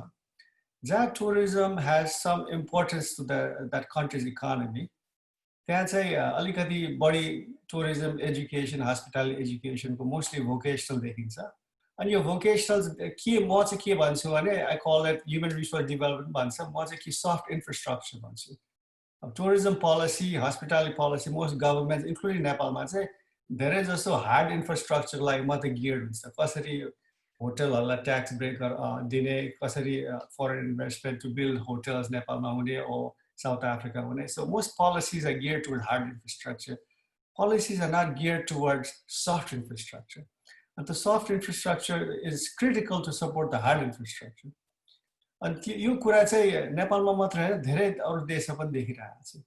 So besides the policy lack of policy, अर्को कुरा के देखेको छ भने quality control. Not only in Nepal, धेरै देशमा छ. Problem के छ भने एउटा internationally standard accreditation body छ एउटा UNWT को qualification को एउटा छ तर everybody doesn't subscribe to this international accreditation standard. And the lack of international accreditation standard is a big limitation for hospitality, tourism, education globally. But US, we have so many programs, but we don't have the accreditation standard. Sabale subscribes to it. And a university uniform standard na bhayeko hunale, the skills level पनि different हुन्छ, curriculum पनि different हुन्छ, and the quality of instruction पनि difficult हुन्छ, and outcomes पनि different हुन्छ. So those are some of the issues that we can have Q&A, talk more about it. Nepali context, I've done some research Nepalma pani tourism hospitality education. म फुलब्राइटको लागि 2-3 वर्ष अगाडि गएर मैले Midwestern university 1 महिना सुर्खेत पनि बिताएँ अनि त्यहाँ मैले the first bachelors degree in hospital tourism course पनि बनाएँ स्पेन्ड सम टाइम देयर अनि के देखेँ भने नेपालमा चाहिँ most programs are concentrated in metro area Kathmandu Pokhara maybe Biratnagar Dharan हैन अलिक अरू एरियाजहरुमा त्यो डेलिभरी मेकानिजम त्यो प्रोग्रामहरु भायबल त्यस्तो देखिदैन एटलिस्ट द पब्लिक युनिभर्सिटी प्राइभेटहरुले एफिलिएट गरेर चलाइरहेको छ तर मेजर युनिभर्सिटी छैन सो द आइडिया हाम्रो के थियो भने वेस्टर्न रिजन बियोन्ड पोखरामा चाहिँ मिड वेस्ट रिजन र फार वेस्ट रिजनमा मिड वेस्टर्नमा ब्याचलर डिग्री प्रोग्राम खोल्यो अनि त्यहाँको रिजनको विद्यार्थी सिटिजन्स क्यान टेक कोर्सेस त्यहाँ भनेर सुरुवात गरेको थियो 2 वर्षमा राम्रो प्रोग्राम बनायो द प्रब्लम इज फ्याकल्टी नै थिएन पढाउने Now, how do you get people, Kathmandu, maybe Pokhara, to move to Surkhet, take a job at Midwestern University and teach? Biggest problem. That's the unintended consequences. It's curriculum, institution, settings, the delivery mechanism in terms of faculty, talented faculty or quality faculty. And why the program नचलाउन सकेकोमा अहिले global कलेजलाई affiliation दिनुभयो काठमाडौँमा अनि के देख्यो भने there is a need for skills development throughout the country तर it's concentrated it's some metro areas अनि म चाहिँ के भन्छु देयर इज अ 4 A's को कुरा गर्छु एउटा अफोर्डेबिलिटी एक्सेसिबिलिटी अवेलेबिलिटी एन्ड के अरे अकाउन्टेबिलिटी यो 4 A's भेरी इम्पोर्टेन्ट कुरा नेपालमा चाहिँ त्यो विद्यार्थीहरूलाई एक्सेस छ कि एक्सेस भए पनि पैसा तिरेर पढ्न सकिन्छ नाथमको पनि महँगै छ गाउँको मान्छेले नाथमा पढ्न सक्दैन हैन 3-4 लाख रुपैयाँ लिएर ब्याचलर डिग्री हैन एक्सेसिबल अफोर्डेबल अनि यो अक्रेडिटेसन पनि छैन नेपालमा एउटा uniformity standard so this 4 A's become very critical globally ma I think नेपालको quality in terms of content delivery and skills in terms of graduate 2-4 जना होला कता प्लेसमेन्ट भएको So overall, I think there needs to be stronger development. The parone मान्छेहरुलाई उहाँहरुलाई को skills अलिकति develop गर्नुपर्छ main कुरा. So train the teachers को कुरा आयो. If the teachers are strong, then the curriculum is stronger and the delivery is even better. So those are some of the issues Nepalma देखिरहेको छ. But don't get me wrong. I think Nepalma the whole hospital tourism education is about 15-20 years at the max. त्यो अलिकति मशरूमिङ भएको escalate भइरहेको छ अब त्यो escalation के भएको छ कारण चाहिँ द कमर्सियलाइजेसन अफ एजुकेसन पढाउने अनि बाहिर पठाउने so as long as you have this commercialization of education त्यो अलिकति डाइल्युसन हुन्छ क्वालिटीमा देखिरहेको छ so I leave it at that and will entertain some questions Q&A मा सो आई लुक फरवर्ड यहाँ प्यानलिस्टहरुसँग अझै इन्गेज गर्ने अनि यहाँ अडियन्स मेम्बरहरुसँग पनि थ्यांक यू भेरी मच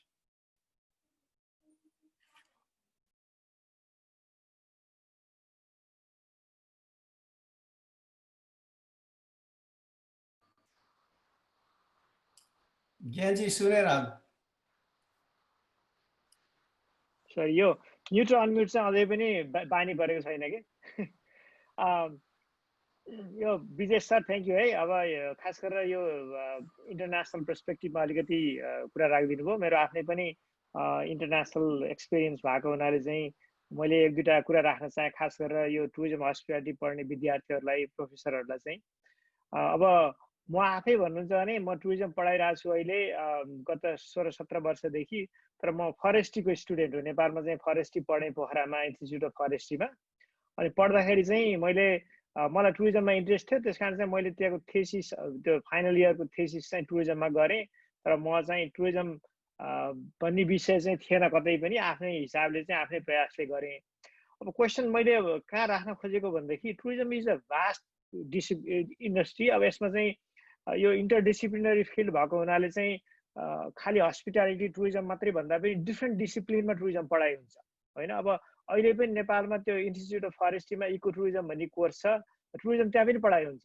हैन अब जियोग्राफी डिपार्टमेन्टमा पढाइ हुन्छ त्यस्तै गरेर सोसियोलोजीमा पढाइ हुन्छ अघि विजय सरले भन्नुभयो अझै अमेरिकाको स्थिति हेर्नुभयो भनेदेखि चाहिँ अब जस्तै म अहिले कलेज अफ पब्लिक सर्भिस भन्छ खास गरेर पब्लिक पोलिसी पढाउने कलेज हो त्यो कलेजमा चाहिँ हाम्रो टुरिज्म प्रोग्राम छ हैन कति प्रोग्रामहरू चाहिँ बिजनेस स्कुलमा छ, कति प्रोग्राम चाहिँ फरेस्ट्री स्कुलमा छ, कति प्रोग्राम चाहिँ हेल्थ उसमा छ। भनेको टुरिज्म चाहिँ एकदमै इन्टरडिसिप्लिनरी छ। अब एकजना मसँग स्टुडेन्ट हुनुहुन्थ्यो 3-4 वर्ष अगाडि, ऊ चाहिँ कस्तो भने फिजिक्समा ब्याचलर गरेर ऊ चाहिँ मास्टर्स टुरिज्ममा गर्न आएको, तर उसको थेसिसको टपिक थियो एस्ट्रो टुरिज्म। भनेको उसलाई चाहिँ एस्ट्रोनोमीमा इन्ट्रेस्ट थियो, कसरी स्टार गेजिङ गर्न सकिन्छ भन्ने विषयमा चाहिँ एउटा फिजिक्सको स्टुडेन्ट चाहिँ टुरिज्म पढ्न आयो। अहिले एकजना नेपाली स्टुडेन्ट हुनुहुन्छ, उहाँ अहिले एटेन्डिज पनि हुनुहुन्छ होला। उहाँ चाहिँ अहिले युटा स्टेटमा पढ्दै हुनुहुन्छ, सिभिल इन्जिनियर हो। सिभिल इन्जिनियरिङमा पिएचडी गर्दै हुनुहुन्छ, उहाँको कमिटीमा छु म। उहाँको चाहिँ खास भन्यो भने टुरिज्म ट्रान्सपोर्टेसन इस्युमा चाहिँ टुरिज्म ट्राभल इन्डस्ट्री टुरिज्ममै उहाँको थेसिस कन्सन्ट्रेटेड छ कि।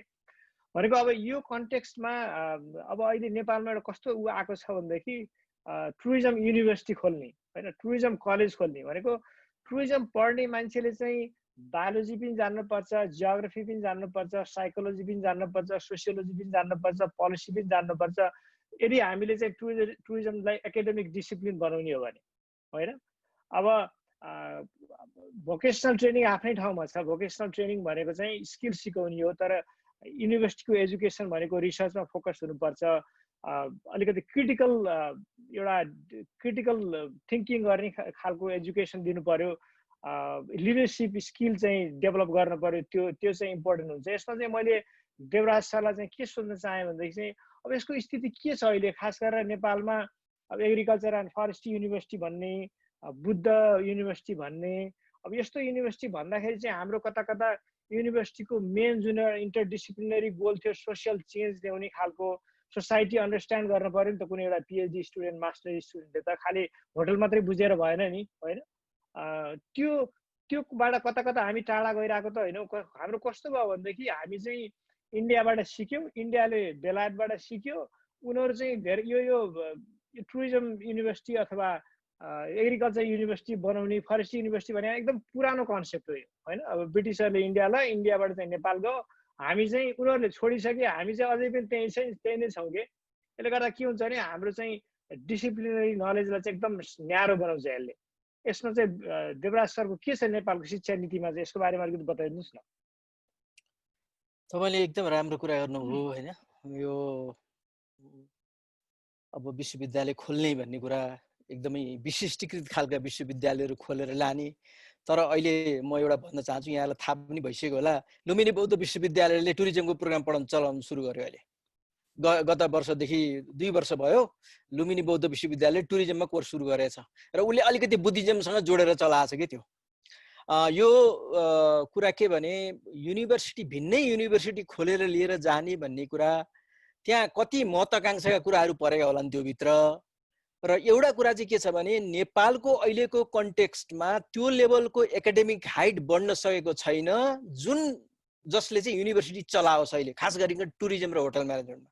जबसम्म हामीले त्यो एकाडेमिक हाइट बढाउन सक्दैनौँ, रिसर्च गरेर त्यसमा चाहिँ मास्टर्स पिएचडीहरू प्रड्युस गरेर त्यो लेभलमा हामीले युनिभर्सिटी खोल्छु भएर युनिभर्सिटी खालि यो कुरा ब्रिजेशजीले त्यो हार्डवेयरको कुरा मात्रै गरेर हुँदैन, सफ्टवेयरको कुरामा बढी हामीले फोकस गर्नु पर्यो।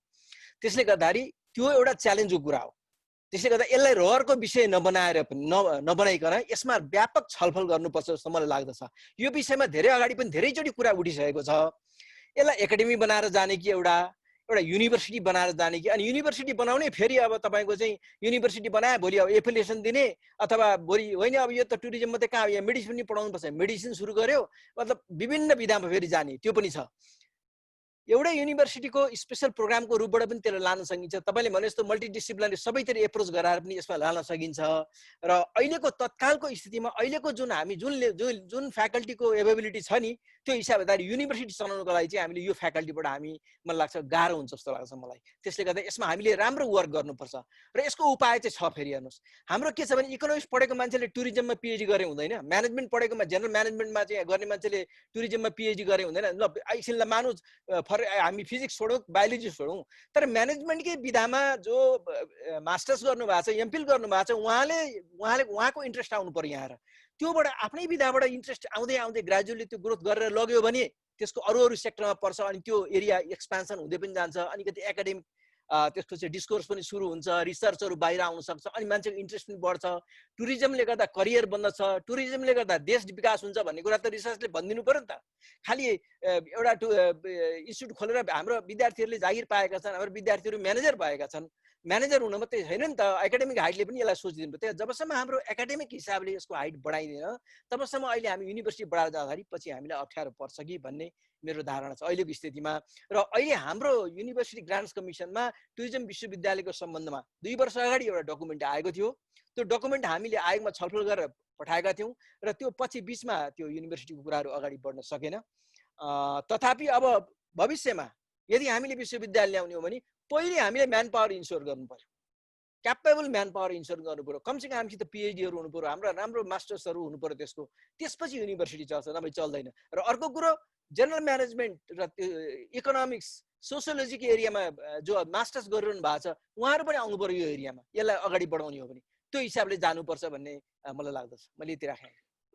Thank you Devraj sir. यहाँ एउटा क्वेसन आएको छ किरण भट्ट।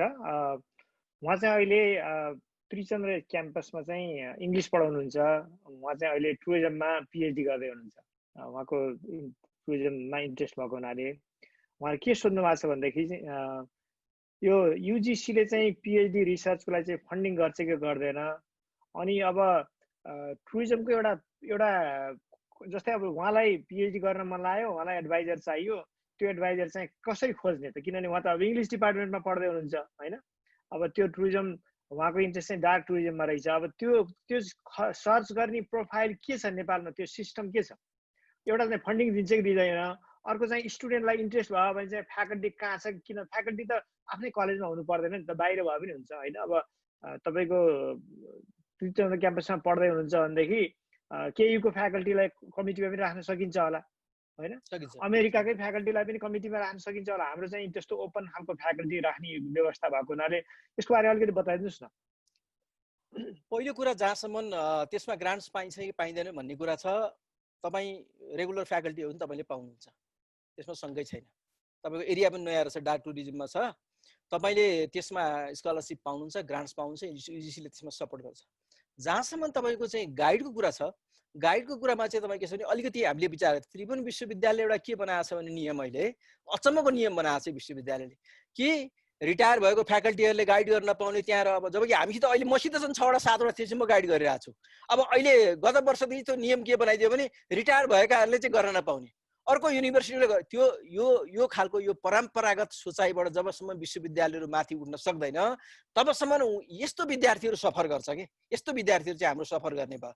त्यसले गर्दा अब उहाँ इन्ट्रेस्ट इङ्ग्लिसको मास्टर्स गर्नुभएको छ, चाहनुहुन्छ तपाईँको चाहिँ डार्क टुरिज्म गर्न चाहनुहुन्छ, विषय एकदम इन्ट्रेस्टिङ छ, अगाडि बढ्न खोज्नुहुन्छ, उहाँलाई रोक्नु भएन। हामीले उहाँको लागि हामीले रेस्क्यु गर्न सक्नुपर्छ। जहाँसम्म हाम्रो विश्वविद्यालय अनुदान आएको नीतिले उहाँलाई कुनै हिसाबले पनि रोक्दैन अगाडि बढ्नको लागि। यो उहाँको अब अहिलेको जमाना के हो भने अब यस्तो सबैसँग चाहिँ हाम्रो एक्सेस नभएको होइन। उहाँले कुनै एउटा गाइडलाई यहाँनिर पिएचडी त्यो एरियामा कोही पिएचडी गरेकोलाई समातेर बाहिर कोही गाइडलाई चाहिँ लिङ्क गरेर जान पनि सक्नुहुन्छ र अरू साथीहरूले बाहिरबाट पनि उहाँलाई चाहिँ सहयोग गर्न सक्नुहुन्छ जस्तो मलाई लाग्दछ। तर यो युनिभर्सिटीको जुन नियम आएको छ त्यो चाहिँ अचम्मकै नियम आएको छ। अरू तपाईँको चाहिँ रिटायरहरूले गर्न नपर्छ। अब रिटायर्ड सिनियरहरूले चाहिँ अब गाइड नगर्नु पाउने, सुपरभाइजर हुन नपाउने भन्ने अचम्मै लागेको छ मलाई चाहिँ। यो भर्खरै आएको अरे युनिभर्सिटी। यो चाहिँ कस्तो भने एकदम रिग्रेसिभ पोलिसी भयो, त प्रोग्रेसिभ भन्दा पनि एकदमै रिग्रेसिभ पोलिसी। रिग्रेसिभ कस्तो भने अहिले हामी चाहिँ के गर्छौँ भने मेरो डिपार्टमेन्टमा चाहिँ कसैको पिएचडी कमिटीमा चाहिँ एकजना कमिटी चाहिँ उसको हाम्रो डिसिप्लिनभन्दा बाहिरको हुनुपर्छ कि। भनेको टुरिज्म चाहिँ इन्टरडिसिप्लिनरी डिसिप्लिन भएको हुनाले चाहिँ कतैबाट अर्को एउटा डिसिप्लिनले पनि कन्ट्रिब्युट गर्नुपर्छ। अनि हामी चाहिँ अब मैले मेरो स्टुडेन्ट चाहिँ कति स्टुडेन्टहरू चाहिँ ब्रिजेश सर कमिटीमा हुनुहुन्थ्यो होइन। अहिले चाहिँ कति मेरै स्टुडेन्टहरू चाहिँ कमिटीमा चाहिँ अफ्रिकन प्रोफेसरहरू छ, अफ्रिकामा रिसर्च गर्छन्, अनि उनीहरूलाई चाहिँ लोकल एउटा कमिटीमा चाहिँ अफ्रिकाकै प्रोफेसरहरूलाई राखेको छु मैले। त्यस्तो खालको त्यो हुनुपर्ने अब अलिकति रिग्रेसिभ भएछ, दुःखको कुरा। अब यहाँ एउटा क्वेसन आएको छ, यसमा क्वेसन चाहिँ मैले ब्रिजेश सरलाई राखेँ त।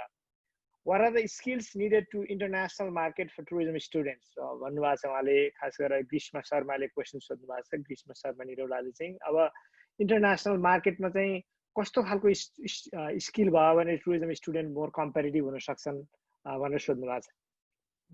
Thank you for that question. Good question from a student. अब हाम्रो hospitality tourism field, म यो कुरा यहाँ US स्टुडेन्ट्समा पनि त्यही भन्छु, degree itself is not enough to get a job.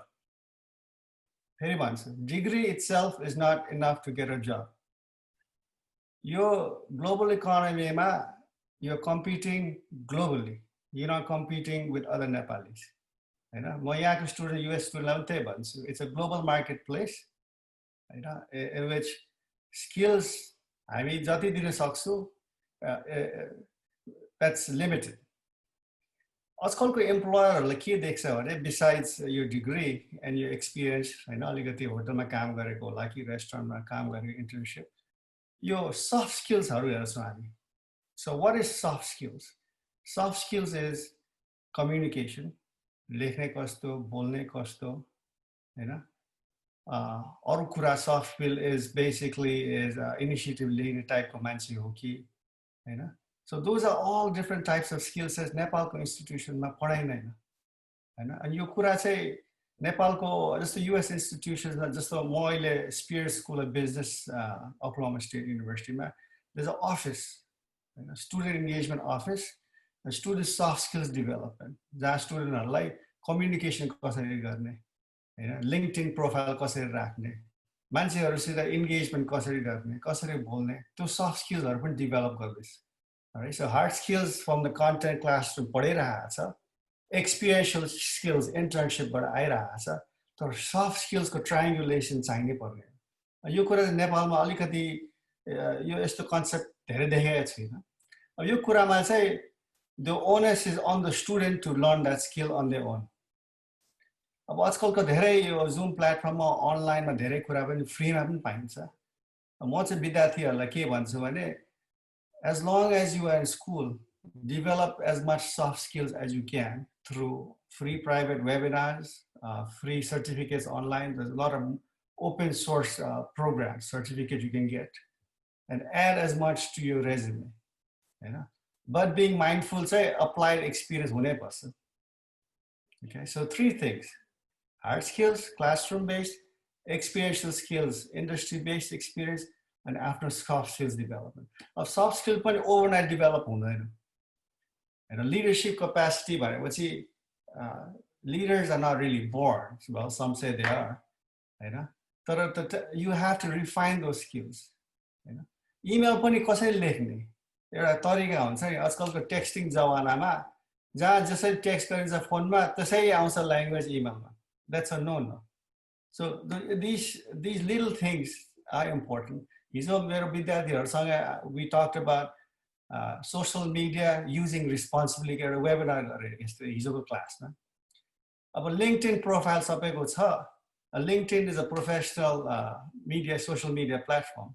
तर आजकलको एम्प्लोयरहरूले के हेर्दैछ भने not only LinkedIn profile, not only your CV, they're looking at your social media places, Facebook, Instagram, your दुनिया हेरिरहेको छ. And they're deciding on employment on your posting. के post गरिरहेको छ.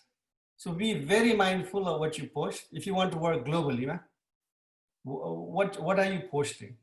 Very careful on that. Be responsible with what you're posting, and be responsible with social media use. It's very, very important. अर्को कुरा के छ भने एउटा नयाँ टिप एउटा एम्प्लोयरलाई के भन्यो भने if you want to work for Marriott globally, for example, or नेपालमा पनि LinkedIn profile, I would recommend everybody, यहाँ जो विद्यार्थीहरू छन्, LinkedIn profile बनाइहाल्नु. आज नै गएर बनाउनु. And make sure that it's professionally made. हैन? अनि you can follow companies, the LinkedIn profile. So if you want to work for Marriott as a goal or a Hilton, start following the LinkedIn profile. एउटा एम्प्लोयरले के भन्यो भने 3-4 candidate छ, 3टा candidate are equally good, but only one candidate is following my company, and त्यसले जागिर पायो. त्यो कुरा सोचेको थिएन मैले, हिजो थाहा पायो. So these are things in a global competitive marketplaces you have to be aware of. So hopefully I answered that question. Thank you. Thank you, Vijay sir. यहाँ अर्को क्वेसन आएको छ, जित श्रेष्ठले सोध्नु भएको छ. अब उहाँको क्वेसन कस्तो छ भने इन्टरनेसनल मार्केटमा कम्पेटिटिभ बनाउने एउटा कुरा छ, अर्को चाहिँ त्यो गर्दाखेरि ब्रेन ड्रेनको स्थिति पनि आउँछ। अब ब्रेन ड्रेन भनेको चाहिँ इन्डिभिजुअल चोइस हो होइन। अब कोही चाहिँ बाहिर जान चाहन्छ, पढ्न जान चाहन्छ, माइग्रेट गर्न चाहन्छ भने उसको इन्डिभिजुअल चोइस हो, त्यसलाई चाहिँ कसैले रोक्न मिल्दैन होइन। तर सरकारको चाहिँ पोलिसी कस्तो हुनु पर्यो भने नाथम जस्तो अथवा टियु जस्तो इन्स्टिट्युसनमा चाहिँ सरकारले लगानी गरिसकेपछि त्यहाँ प्रोडक्ट गरेको, त्यहाँ प्रोड्युस भएको चाहिँ म्यान पावरलाई चाहिँ देशको विकासको लागि कसरी युज गर्न सकिन्छ भन्ने खालको हुनु पर्यो होइन। अब अहिले नाथमले चाहिँ बाहिर पठाउने, अब इन्टर्नसिप बाहिर गराउने अनि उतै बसोस् भन्ने खालको स्थिति क्रिएट चाहिँ गरिदिनु भएन भन्ने खालको समस्या अलिकति राख्नु भएको छ जितजीले। यसमा अलिकति सूर्यकिरणजीले राख्नु, यो के हो, यो बाहिर इन्टर्नसिप राख्नुको कारण के हो? यो चाहिँ बाहिर इन्टर्नसिप गरेर सिकेर आउनु भन्न खोज्यो कि बाहिर गएर उतै जब गरून् भन्न खोज्यो? धन्यवाद सर। मैले बुझेसम्म चाहिँ के हो भन्दाखेरि यो हस्पिटालिटी एजुकेसनमा इन्टर्नसिप भनेकै तपाईँको मेन टार्गेट नै त्यही हुन्छ कि विद्यार्थीको। किन भन्दाखेरि तपाईँको नेपालको इन्डस्ट्रीले लगभग 12 देखि 15% है जति प्रोडक्ट हुन्छ देशको होइन हायर एजुकेसनको भनौँ न, स्पेसली होटल म्यानेजमेन्टको, त्यो 12-15% मात्रै चाहिँ अकोमोडेट गर्न सक्छ क्या नेपालको इन्डस्ट्रीले होइन इन्टर्नसिपको कुरा गर्दाखेरि। एउटा त त्यो क्यापेसिटी भएन होइन नेपालमा होइन। दोस्रो कुरा के भने हाम्रो विद्यार्थीले नेपालमा इन्टर्नसिप गर्दाखेरि पैसा तिर्नुपर्छ होइन। अब यो दिनमा 8 घन्टा काम गर्ने मिनिमम पनि छ होइन। अब यो त तपाईँको स्टाइपेन्ड उल्टै पाउनु पर्नेमा होइन। हाम्रो विद्यार्थी त्यो इन्डस्ट्रीमा गएर पैसा तिर्छ होइन। अथवा इन्डस्ट्रीमा स्टुडेन्ट तिर्छ अथवा कलेजले तिर्छ। अब पैसा अहिलेसम्म भनौँ न यो इन्टर्नसिप पार्टमा चाहिँ विद्यार्थीले आफै एक्स्ट्रा फीदेखि बाहेक एक्स्ट्रा आफैले चाहिँ तपाईँको फाइनेन्सिङ गरिरहेछ। दोस्रो त्यो पार्ट भयो। अब तेस्रो भनेको के हो त भने इन्टरनेसनल एक्सपोजर होइन। भोलि इम्प्लोइमेन्टको लागि भनौँ न कसरी इम्प्लोएबल हुन्छ त भन्दाखेरि तपाईँको इन्टरनेसनल मार्केट भनेकै अब त्यहाँ खालि इन्डस्ट्री, होटल म्यानेजमेन्ट, हस्पिटालिटी मात्रै सिक्दैन होइन। तपाईँको नेपालको एयरपोर्ट छोड्ने बित्तिकै होइन उता जब यहाँबाट डिपार्चर हुन्छ, उता एराइभल हुन्छ भएदेखि नै त्यहाँ हरेक कुरो चाहिँ त्यो विद्यार्थी सिक्छ त्यहाँनिर होइन। त्यो चाहिँ तपाईँको एक्सपोज हुन्छ, इन्टरनेसनल मार्केटमा एक्सपोज हुन्छ अनि आफ्नै किसिमको मार्केट बनाउँछ उसले होइन। अनि न्यू टेक्नोलोजी सिक्ने कुरा आउँछ त्यहाँनिर होइन। अनि अर्को तपाईँको अब भनौँ न यस्ता धेरै कुराको एट्र्याक्सन भएको हुनाले र भनौँ न क्यापेसिटी पनि हामी कहाँ नभएको हुनाले विदेशतिर गर्नै पर्ने बाध्यता पनि छ। र विद्यार्थीको एट्र्याक्सन भनौँ न ब्याचलर अफ होटल म्यानेजमेन्ट पढ्नुको एट्र्याक्सन एउटा चाहिँ इन्टर्नसिप हो, त्यो पनि एब्रोड नै हो। त्यही हो सर। ल थ्याङ्क यू सूर्यकिरण सर। अब मैले एउटा क्वेसन चाहिँ हाम्रो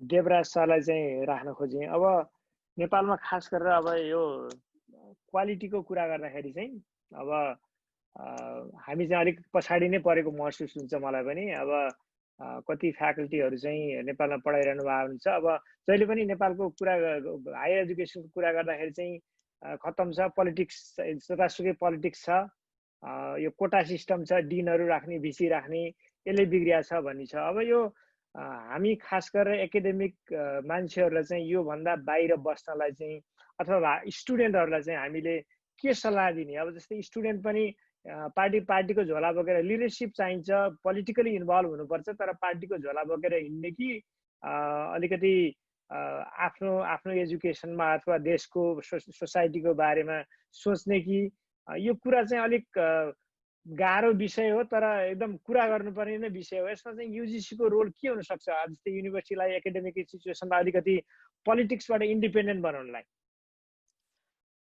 अब यो ज्ञानजीले कुरा राख्नुभयो। अब तपाईँ हामी सबैले बुझेका छौँ अहिलेको चाहिँ राजनीतिक परिप्रेक्ष्य र सम्पूर्ण कुराहरू हेर्दाखेरि जुन किसिमबाट नियुक्तिहरू हुन्छ, त्यो नियुक्तिहरूमा त्यो खालको कुनै किसिमको प्रभावहरू परेको भन्ने कुरा नदेखियो त होइन। तर हाम्रो युजिसीको चाहिँ पार्टबाट हामीले कसरी हेर्छौँ यसलाई भने गभर्नेन्सको हिसाबले हेर्छौँ हामी, कस्तो गभर्नेन्स हुनुपर्छ भन्ने कुरामा। र हामीले रिफर्म एजेन्डाले जस्तो हाम्रो अहिलेको प्राइम रिफर्म एजेन्डामा चाहिँ के छ भने रिस्ट्रक्चरिङ गर्ने भन्ने छ युनिभर्सिटीहरूलाई रिस्ट्रक्चरिङ गर्ने, खास गरी बिग युनिभर्सिटी टियुलाई रिस्ट्रक्चरिङ गर्ने एजेन्डा भइरहेको छ।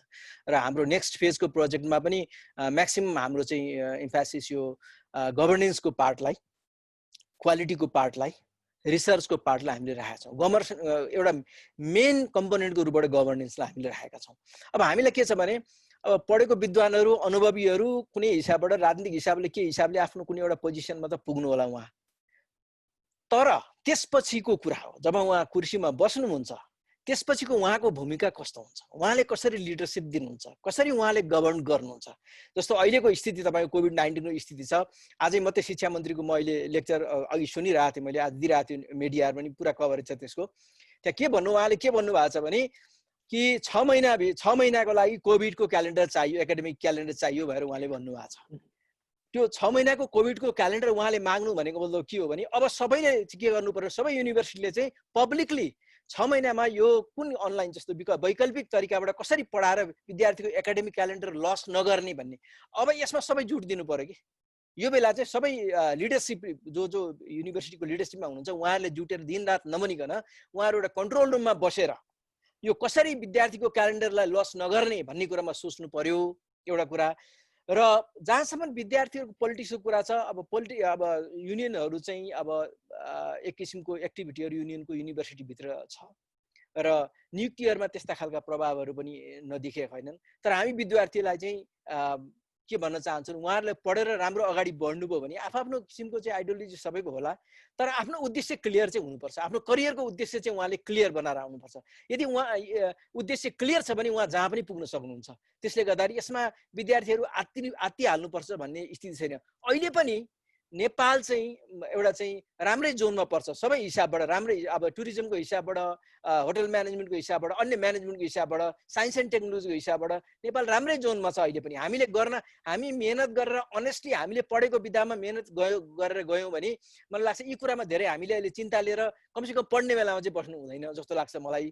बरु के भने युनिभर्सिटी, हामी जुन युनिभर्सिटी ग्रान्ट्स कमिसन, हाम्रो चाहिँ जहिले पनि हाम्रो के छ भने गभर्नेन्स युनिभर्सिटीको राम्रो हुनु पर्यो, गभर्निङ बडी राम्रो हुनु पर्यो र त्यहाँको सेलेक्सन प्रोसेस, रिक्रुटमेन्ट प्रोसेस राम्रो हुनु पर्यो, पर्फर्मेन्स बेस्ड हुनु पर्यो र यसको क्राइटेरियाहरू हामीले दिएका छौँ। ती क्राइटेरियामा बेस गरेर नियुक्ति गर्नु पर्यो। युजिसीले आजभन्दा 3 वर्ष अगाडि भिसी नियुक्तिको क्राइटेरिया दिएको छ, रेक्टर नियुक्तिको क्राइटेरिया दिएको छ, डिनको नियुक्तिको क्राइटेरिया दिएको छ।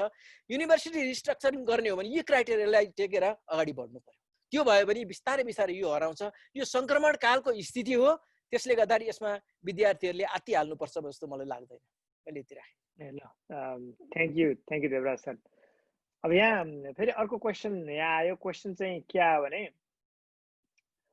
खास गरेर अब नेपालमा क्वालिटी एजुकेसनको कुरा गर्दाखेरि चाहिँ TU, KU, Purvanchal university, Pokhara university, mid western युनिभर्सिटीले चाहिँ आफूले नपढाउने अनि एफिलिएसन दिने, एफिलिएसन चाहिँ बेच्ने चाहिँ एउटा संस्था भएको छ कि युनिभर्सिटीहरू चाहिँ आफूले नपढाएर एफिलिएसन दियो। अब त्यो एफिलिएसन कुन हिसाबले दिएको हुन्छ, कति क्वालिटी कन्ट्रोल हुन्छ। अब यसमा चाहिँ खास गरेर एउटा प्रब्लम के छ भने एजुकेसनको स्ट्यान्डर्डाइजेसन चाहिँ नपुग्या हो कि होइन। अब फरेन युनिभर्सिटीहरूले आएर नेपालमा अलिकति पोलिटिकल प्रेसर दिएर अथवा फाइनेन्सियल प्रेसर दिएर चाहिँ एफिलिएसन लिने, तर त्यसलाई चाहिँ क्वालिटी कन्ट्रोल कसले गर्ने त होइन। त्यही ब्याचलर कोर्समा चाहिँ 120 क्रेडिट आवर्स पनि होला, अर्को त्यस्तै ब्याचलर डिग्रीमा चाहिँ 90 क्रेडिट आवर्स मात्रै होला। त्यो कन्ट्रोल चाहिँ कसले गर्नुपर्ने हो? जस्तै अब युजिसीको काम हो कि यो अरू कुनै इन्स्टिट्युसन छ कि शिक्षा मन्त्रालय छ कि कसले गर्नुपर्ने हो? यो चाहिँ खास गरेर क्वालिटी स्ट्यान्डर्ड मेन्टेन गर्ने काम चाहिँ। अब नेपालमा क्वालिटी एस्योरेन्स एक्रेडिटेसन सर्टिफाई गर्ने एउटै एजेन्सी त्यो हो युनिभर्सिटी ग्रान्ट्स कमिसन। र हालसम्म हामीले 49वटा क्याम्पसहरूलाई एक्रेडिटेट गरिसकेका छौँ र 7वटा क्याम्पसहरू साइकल कम्प्लिट गरेर बसेका छन् र एक्रेडिटेसनको प्रोसेसमा छ। मलाई लाग्छ एउटा मात्रै होटल म्यानेजमेन्टको एउटा मात्रै इन्स्टिट्युट चाहिँ एक्रेडिटेड इन्स्टिट्युट छ जस्तो लाग्छ मलाई होइन। र अब जहाँसम्म एफिलिएसनका कुराहरू के छ भने शिक्षा मन्त्रालयमा एकचोटि हाम्रो त्यस्तै छलफल भइरहेको थियो। अनि विदेशी विश्वविद्यालयहरू धेरै आएर त्यसले गर्दाखेरि चाहिँ यो के हो, यो धेरै नै अब विदेशी विश्वविद्यालयका चाहिँ हायर एजुकेसन इन्स्टिट्युटहरू यहाँ बढ्न थाल्यो भन्ने कुराहरू भयो। त्यसमा चाहिँ विभिन्न किसिमका तर्कहरू आयो होइन। अब विदेशबाट विश्वविद्यालय आइसकेपछि केही फ्याकल्टीहरू पनि आउलान्, कोर्स पनि त्यही किसिमको आउला, हामीले पनि त्यसबाट सिक्नुपर्छ भन्ने कुराहरू आए। अर्को कसैको भनाइ के थियो भने होइन त्रिभुवन युनिभर्सिटीले जब एफिलिएसन नै दिँदैन होटल म्यानेजमेन्टमा भने अनि विदेशबाट ल्याउनु पर्यो नि त प्रोग्राम भन्ने कुरा पनि आयो त्यहाँ। भनेपछि यो सम्बन्धन दिने भन्ने कुरामा चाहिँ यो धेरै विवादित, सम्बन्धन दिने भन्ने कुरा चाहिँ धेरै विवादित भएको छ युनिभर्सिटीको सम्बन्धमा। यस विविध कारणले यो विवादित हुने गर्छ। त्यसमा एउटा महत्त्वपूर्ण कारण के हो भने यदि हामीले सम्बन्धनको सङ्ख्या बढायो भने क्वालिटी डिटोरेट हुन्छ र त्यो हामीले अहिले भोगिरहेका पनि छौँ। बढी हामीले सम्बन्धन दिएका छौँ। प्राइभेट क्याम्पस र कम्युनिटी क्याम्पसको चाहिँ सङ्ख्या हाम्रो आङ्गिक क्याम्पसभन्दा धेरै नै छ र यो परिस्थितिमा विश्वविद्यालयले आफ्नै आङ्गिक क्याम्पसहरूलाई राम्रो अनुगमन गर्न नसकिरहेको स्थितिमा यी सामुदायिक क्याम्पस र निजी क्याम्पसलाई कसरी अनुगमन गर्छ होला विश्वविद्यालयले भन्ने कुरा चाहिँ त्यो जहिले पनि चुनौतीको विषय रहेको छ विश्वविद्यालयको लागि र हाम्रो विश्वविद्यालय अनुदानको लागि पनि। तर हामीले यस विषयमा बराबर रूपबाट घचघचाइरहेका छौँ। कमसे कम अनलाइन रूपबाट पनि तपाईँहरूले अनुगमन गर्ने एउटा सिस्टम चाहिँ डेभलप गर्नुहोस् भनेर हामीले भनिरहेका छौँ। विश्वविद्यालयभित्रै एउटा अनुगमनको इकाइ छ जुन चाहिँ एकदमै आउटडेटेड इकाइ छ, जसले चाहिँ राम्रो अनुगमन गर्नै सक्दैन। त्योसित त्यो क्यापेसिटी पनि छैन, त्यो लेभलको म्यान पावर छैन, त्यो किसिमको सोच पनि छैन त्योसित। त्यसले गर्दा त्यो हुन सकिरहेको छैन। र हामीले जुन गरिरहेछौँ, हामीले अहिले कम्युनिटी क्याम्पसहरूको अनुगमन विश्वविद्यालय अनुदान आयोगले गरिरहेछ। वास्तवमा भन्यो भने कम्युनिटी क्याम्पसको प्यारेन्ट भनेकै अहिलेको चाहिँ हाम्रो युनिभर्सिटी ग्रान्ट्स कमिसन हो। र अहिले प्राय रिफर्मको हिसाबले सम्पूर्ण हिसाब र हामी रेगुलरली उनीहरूसँग चाहिँ अनलाइन कन्ट्याक्टमा हुन्छौँ, अनलाइन इन्फर्मेसन लिइरहेछौँ र त्यो अनुसार हाम्रो ग्रान्टहरू पनि त्यही हिसाबले हामीले उनीहरूलाई दिँदैछौँ। उनीहरूको पर्फर्मेन्समा बेस्ड ग्रान्ट्सहरू छ, त्यो हामीले एउटा गरेछौँ। तर हामीभन्दा पनि महत्त्वपूर्ण के छ भने युनिभर्सिटीले त्यो अनुगमनहरू गरिदिनु पर्यो। जहाँसम्म विदेशी विश्वविद्यालयको छ, मलाई लाग्छ ती विदेशी विश्वविद्यालयले नै ती अनुगमन गर्छन् भने मलाई थाहा छैन। तर यहाँ कुनै इकाइले वास्तवमा प्रोफेसनल्ली त्यसलाई अनुगमन गर्न सकेको छैन। शिक्षा मन्त्रालयले गर्ने भन्ने कुरा चाहिँ छ, तर शिक्षा मन्त्रालयसँग त्यो लेभलको म्यान पावर छ कि छैन भन्ने कुरा पनि त्यो पनि छलफलको विषय नै रहेको छ। त्यस कारणले प्रोफेसनल रूपबाट जुन अनुगमन हुनुपर्ने हो, जुन लेभलको अनुगमन हुनुपर्ने हो, जुन हाइट दिनको लागि हामीले प्रोफेसनल लेभलबाट अनुगमन गर्नु पर्थ्यो, त्यो चाहिँ हुन सकेको छैन। त्यो हामीले रियलाइज गरेका छौँ। ल थ्याङ्क यू देवराज सर। हामी चाहिँ अब कार्यक्रमको अलि अन्त्यतिर आइपुगेका छौँ। मैले हाम्रो तीनजना प्यानल मेम्बरहरूलाई चाहिँ धेरै कुराहरू राखिदिनु भयो यहाँहरूले। अब टेक होम मेसेज के त 1 मिनटमा चाहिँ आफ्नो यसो समराइज 1 देखि 2 मिनटको बिचमा चाहिँ टेक होम मेसेज समराइज गरिदिनुहोस् न। खास गरेर हामीसँग अहिले थुप्रै विद्यार्थीहरू हुनुहुन्छ, थुप्रै प्राध्यापकहरू हुनुहुन्छ, यो टुरिज्म हायर एजुकेसनमा चाहिँ पढाउने विद्यार्थी नेपालमा नेपाल बाहिरबाट पनि पार्टिसिपेट हुनुभएको छ। उहाँहरूलाई चाहिँ के मेसेज दिने 1 मिनटमा आफ्नो समराइज दिनुहोस् न। म विजय सरबाट सुरु गरेँ। धेरै विद्यार्थीहरू जोइन गरेको खण्डमा there are some questions about future के छ यो global pandemic. This is a question everybody is stumped with. के गर्ने? अब current students since last semester देखि internship को कुरा आयो. Every degree requires internship, hospitality tourism मा. Global pandemic ले internship गर्नु पाएन. के गर्ने? So the different countries, different universities, different mechanism गरिरहेको छ. मान्छेहरूले graduation prolong गरिरहेको छ. So अहिले के छ भने how do I get a job को कुरा आयो. Nepal context मा industry shut down, university shut down. I'm stuck. के गर्ने? क्लास पनि जान पाइदैन, काम पनि गर्न पाइदैन. What do I do? अब tourism, hospitality is a resilient industry. As a बन्द भए पनि there will come a time when it will open. I don't expect this to go on for several years. So hang in there.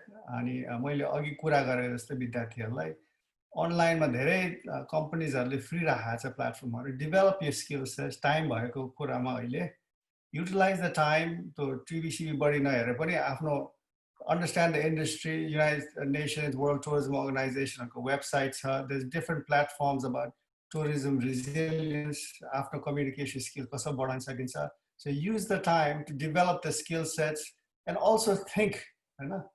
अब if यो पढेको खण्ड because you're passionate about it. बुवा आमाले जबरजस्ती पढ्नु भनेको होइन होला. After interest or passion ले सब्जेक्ट छानेको. So stay the course and there will be light in the end of the tunnel भन्छु हामी यहाँ. So develop your skill sets and use your time productively. And it's normal to worry. It's human nature. It's normal to worry. But I think the industry is so invested capital-wise. Your industry kahin jane wala hoina. People will always have a need to travel. People will always have a need to eat out. People will always have to be social. I mean, human natures are sociable animals. So त्यही कारणमा stay the course, develop your skills, and one day the sun will shine. Thank you. के अरे मैले सूर्यकिरण सरलाई राखेँ. Thank you Brijesh sir है. सूर्यकिरण sir एक मिनटमा चाहिँ समराइज गरिदिनुहोस्. हजुर धन्यवाद सर. म के भन्छु भने म तीनटा कुरा राख्छु सर.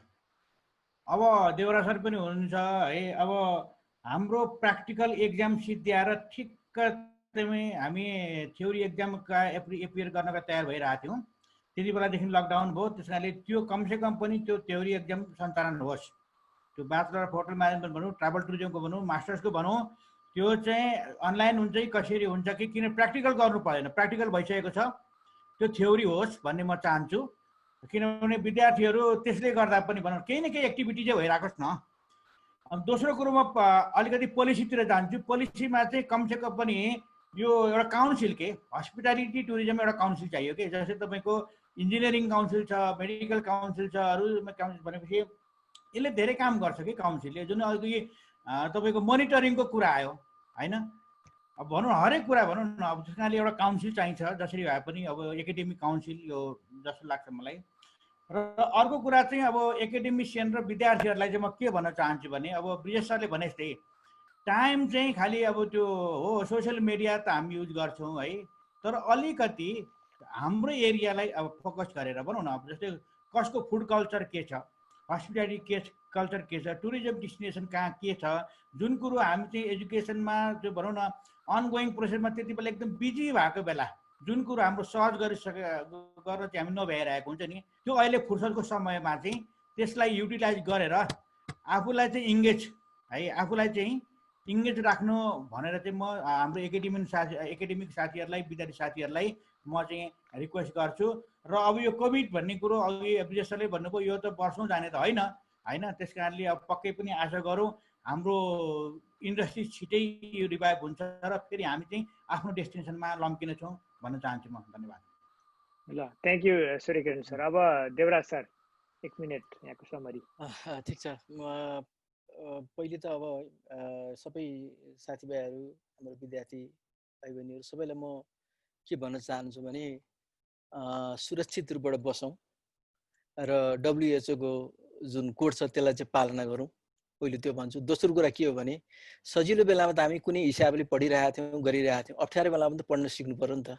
अप्ठ्यारो बेलामा त के कन्ट्रिब्युट गर्नुपर्ने कन्ट्रिब्युट गर्ने हिसाबबाट अहिले हामी युजिसीले त्यही सोचेर हामीले यो बिचमा यो कोभिड पिरियडमा हामीले धेरै गऱ्यौँ. जस्तो अहिले हामीले 47 करोडको प्याकेज लिएर आयौँ. अनलाइन एजुकेसन, अनलाइन सिस्टम ल्याउँ भएर यही बेलामा हामीले गऱ्यौँ. दिन रात बसेर यो अनलाइनलाई कसरी सपोर्ट गर्ने युनिभर्सिटीलाई भनेर हामीले गऱ्यौँ. त्यसले गर्दाखेरि विद्यार्थी भाइ बहिनीहरूले पनि यो बेलामा नयाँ कुराहरू सिक्ने र आफ्नो विधालाई नछोड्ने, आफ्नो ट्र्याकमा बस्ने र अगाडि बढ्ने जस्तो मलाई लाग्दछ.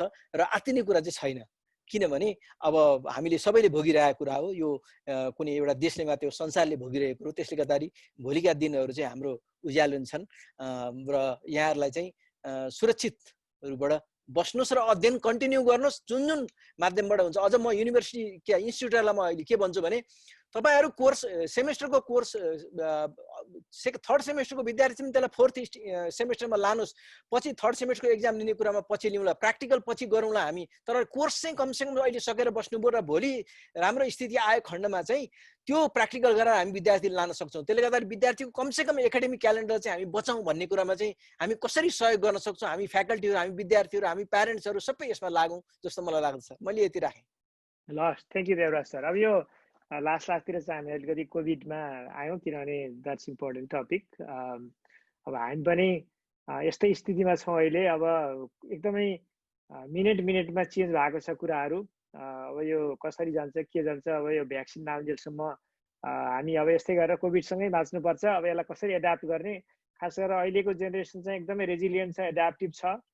अब यस्तो विषम परिस्थितिमा पनि अब कसरी हुन्छ आफ्नो नलेजलाई चाहिँ कन्टिन्यू राख्दै र पढ्दै जानुहोस्. अब चिन्ता नगर्नुहोस् किनभने सबै यो पेन्डेमिक हो, सबै देशहरू, सबै युनिभर्सिटीहरू, सबै स्टुडेन्ट चाहिँ इम्प्याक्ट परेको छ यसमा। अब खास गरेर कति स्टुडेन्टहरू चाहिँ फिल्डमा काम गरेर फिल्डमा गएर डेटा कलेक्सन गरेर स्टुडेन्टहरू चाहिँ अहिले फिल्डमै जानु पार्नु भएको छैन। अब उहाँहरू कसरी सेकेन्डरी डेटा युज गरेर भए पनि त्यसरी लेख्नुपर्ने स्थिति आउन सक्छ त्यहाँ चाहिँ, होइन? अब यस्तै कुराहरूमा चाहिँ एडाप्टिभ हुनुहोस्। अब मैले आजको कार्यक्रम चाहिँ कन्क्लुड गर्न चाहेँ। अब हामीसँग 1-2 मिनट मात्रै बाँकी छ। मैले 2-4 कुराहरू राखेँ। एउटा चाहिँ के देखियो भने आजको प्यानल डिस्कसनबाट चाहिँ हाम्रो टुरिज्म हस्पिटालिटी एजुकेसन चाहिँ सुरुमा अलिकति ट्रेनिङको हिसाबले सुरु भयो। सिटिभिटीको मोडल, अब जस्तै न्याथम पनि अहिलेको सिटिभिटीको काम चाहिँ न्याथमले गर्थ्यो, ट्रेनिङ दिन्थ्यो। अब उहाँहरू चाहिँ अलिकति डिग्री ग्रान्टिङ इन्स्टिट्युसनतिर जानुभएको छ। त्यसले गर्दाखेरि त्यहाँनिर अलिकति ब्लर छ कि। जस्तै स्टुडेन्टको एक्सपेक्टेसन चाहिँ स्किल सिक्ने, हामीले चाहिँ एकाडेमिक नलेज दिन खोज्ने, अथवा स्टुडेन्ट आएर एकाडेमिक नलेज लिने, हामीले चाहिँ स्किलतिर ध्यान दिने, त्यहाँ अलिकति मिसम्याच जस्तो देखिन्छ। अब यो चाहिँ अलिकति क्लियरिफाई हुन सक्यो भने खास गरेर युनिभर्सिटीको एजुकेसन के हो र ट्रेनिङको काम के हो त्यो चाहिँ अलिकति डिस्टिङसन हुन सक्यो भने राम्रो हुन्थ्यो। कतिपय चाहिँ स्टुडेन्टहरू चाहिँ अब अन्डर ग्रेजुएट पढ्न आएको छ, 4th इयरतिर आएर 3rd इयरतिर आएर चाहिँ ओहो म त मास्टर्स गर्छु, रिसर्च गर्छु भन्ने स्टुडेन्टलाई चाहिँ रिसर्चको अपर्च्युनिटी पनि दिनु पर्यो। त्यो एउटा नलेजको एउटा हङ्ग्री स्टुडेन्ट छ नि, त्यो हङ्ग्री स्टुडेन्टको निड पनि पुरा गर्न पर्यो कि एजुकेसनले चाहिँ। हामीले चाहिँ अब 3rd year 4th year student जो चाहिँ पोस्ट ग्रेजुएट एजुकेसन गर्न चाहन्छ उसलाई चाहिँ अलिकति रिसर्चको कुराहरू चाहिँ सिकाउनु सक्यो भनेदेखि चाहिँ कन्टिन्यू गर्नलाई चाहिँ सपोर्ट हुनसक्छ। अब यसमा आएर चाहिँ अलिकति हायर एजुकेसनको रोल के हुन्छ टुरिज्म हस्पिटालिटी एजुकेसनमा भनेदेखि पिएचडी स्टुडेन्ट, मास्टर्स स्टुडेन्टहरू चाहिँ प्रोडक्सन गर्ने भएको हुनाले यसमा अलिकति नेपालमा त्यो लेभलको हामीसँग अझै पनि स्किल नपुगेको जस्तो लाग्छ मलाई। अब मैले थुप्रै पिएचडी स्टुडेन्टहरू, मास्टर स्टुडेन्टसँग इन्ट्याक्ट गर्छु नेपालमा, क्वेसनहरू सोध्नुहुन्छ। एक हप्तामा एउटा जस्तो रिक्वेस्ट चाहिँ आउँछ मलाई, अब मैले यस्तोमा रिसर्च गर्दैछु के गर्नु पर्ला भन्नुहुन्छ, म चाहिँ सहयोग गर्छु। तर अलिकति ओपन हुनु पर्यो कि। जस्तै अब मैले चाहिँ हामीले चाहिँ भलेन्टियरली, विजय सर पनि म पनि वी आर भलेन्टियरली अब नेपालको पिएचडी स्टुडेन्टलाई चाहिँ कमिटीमा बसेर हेल्प गर्न पर्छ भने वी आर रेडी। तर त्यो मेकानिजम चाहिँ नेपालको एजुकेसनमा हुनु पर्यो कि, सिस्टममा हुनु पर्यो। अब रिटायर प्रोफेसरलाई चाहिँ कमिटीमा बस्न नदिने, फरेन प्रोफेसरलाई चाहिँ कमिटीमा बस्न नदिने, त्यसरी चाहिँ कम्पेरिटिभ कसरी हुन्छ हाम्रो एजुकेसन, होइन? कसरी ग्लोबलाइज एजुकेसन हुन्छ त्यो चाहिँ अलिकति सोच्नुपर्छ जस्तो लाग्छ पोलिसी लेभलमा बस्नेहरूले।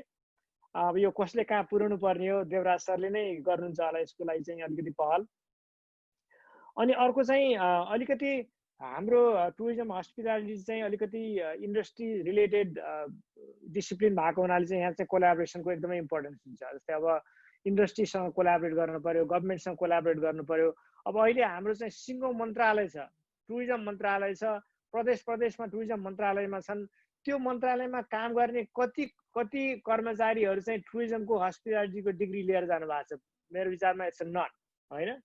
अब त्यसकारण चाहिँ अब यो चाहिँ अलिकति कोअर्डिनेसन पनि चाहियो त। हाम्रो पोलिसी लेभलमा जाने, हायर लिडरसिपमा जानेहरूलाई चाहिँ लाई बाटो बनाइदिनु पर्यो कि हाम्रो टुरिज्म एजुकेसनले। टुरिज्म एजुकेसन भनेको चाहिँ खालि ट्रेनिङ होइन कि, यसको चाहिँ हायर लेभलको अपर्च्युनिटी पनि छ, हायर लेभलको निड पनि छ भन्ने कुरो चाहिँ अलिकति जान्नु पर्यो जस्तो लाग्यो। हामी अब सबै कन्ट्रीहरू त्यही थ्रु गएको हो, त्यसमा पनि नेपालले चाहिँ अलिकति थुप्रै युनिभर्सिटी खोलिरहेर हायर एजुकेसनमा चाहिँ अलिकति बल दिइरहेको हुनाले चाहिँ टुरिज्मको हायर एजुकेसनलाई अलिकति क्वालिटी इम्प्रुभ गर्नलाई चाहिँ अलिकति पहल गर्नुपर्छ कि जस्तो देखियो यहाँ चाहिँ। अनि अर्को चाहिँ अब ग्लोबलाइजेसनको कुरा गर्दाखेरि नेपाल आफैमा, एकजनाले यहाँ कमेन्ट पनि गर्नुभएको थियो, नेपाल आफैमा ल्याब हो कि।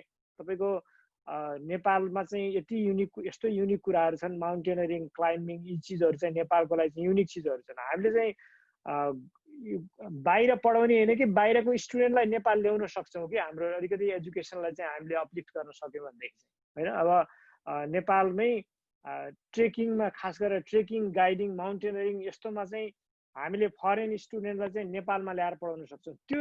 त्यो भिजन राख्नु पर्यो क्या। हामीले बाहिर गएर सिक्ने भन्दा पनि कसरी हामीले ग्लोबली कम्पेरिटिभ एजुकेसन सिस्टम बनाउने, जसले गर्दाखेरि चाहिँ बाहिरको स्टुडेन्ट सुरुमै अमेरिका युरोपबाट चाहिँ ल्याउन नसकेला तर रिजनली कम्पिटिसनमा जान सकिन्छ नि। हामी अहिले चाइनिज युनिभर्सिटीहरू चाहिँ धमाधम अब साउथ इस्ट एसियाबाट चाहिँ स्टुडेन्टहरू लिएर आउँछ उनीहरूले, चाइना, ताइवान, कोरिया, जापान। त्यसमा चाहिँ हामी पनि अलिकति त्यो सोच्नु पर्यो कि ग्लोबली। अब यो नलेज इन्टरप्राइजलाई चाहिँ यो पनि एउटा इकोनोमिक डेभलपमेन्टको एउटा साधन हो, सेक्टर हो भन्ने हिसाबले चाहिँ लान पर्यो। हामीले आफ्नो जनशक्ति उत्पादन त गर्छौँ, तर अलिकति कम्पिटिटिभ बनाऊ जसले गर्दाखेरि चाहिँ नेपालको युनिभर्सिटीले चाहिँ बाहिरको स्टुडेन्टलाई पनि ल्याउन सकोस् होइन। अब यसमा अर्को चाहिँ अनुगमनको कुरा आयो। नेपालमा चाहिँ थुप्रै अब कलेजहरू खुल्या छन्, युनिभर्सिटी खुल्या छन्, तर अनुगमन नभइकन हुँदैन होइन। युनिभर्सिटी खोलेर मात्रै डिग्री दिएर मात्रै हुँदैन। कसले पढाइरहेको छ, कस्तो इक्जाम लिइरहेको छ, कस्तो थेसिस गरिरहेको छ, कस्तो रिसर्च गरिरहेको छ, कस्तो पब्लिकेसन गरिरहेको छ, त्यो चाहिँ अनुगमन चाहिँ कतैबाट हुनु पर्यो कि। अनुगमन भएन भने जे पनि हुन्छ नि होइन, युनिभर्सिटी मात्रै खोलेर भएन। मैले चाहिँ यतिमै राखेँ आजको। अब हामी टाइम पनि भन्दा अलिकति 2-3 मिनट बढी पनि गयौँ। अब आज खास गरेर प्यानल मेम्बरहरूलाई चाहिँ मैले धेरै धेरै धन्यवाद दिन चाहन्छु। यसरी आफ्नो व्यस्तताको बावजुद पनि आउनुभयो, 1.5 घन्टाको टाइम चाहिँ दिनुभयो। हाम्रो विद्यार्थीहरू, प्राध्यापकहरू सबैजना हुनुहुन्छ अहिले पार्टिसिपेन्ट, उहाँहरूलाई चाहिँ एउटा इन्फर्मेसन दिनुभयो, त्यसको लागि यहाँहरूलाई धेरै धेरै धन्यवाद। र पार्टिसिपेन्टहरू जति पनि आउनु भएको छ उहाँहरू आउनुभयो, अहिले एकदम कन्टिन्युसली इन्गेज हुनुहुन्छ, क्वेसन सोध्नु भएको छ।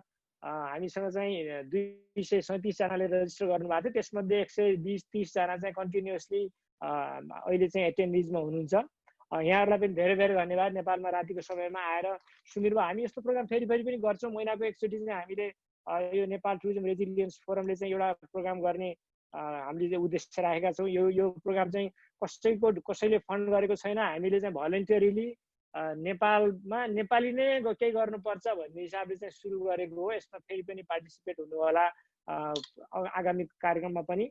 मैले यति भन्दै म बिदा माग्न चाहेँ। सबैलाई नमस्कार, शुभरात्रि।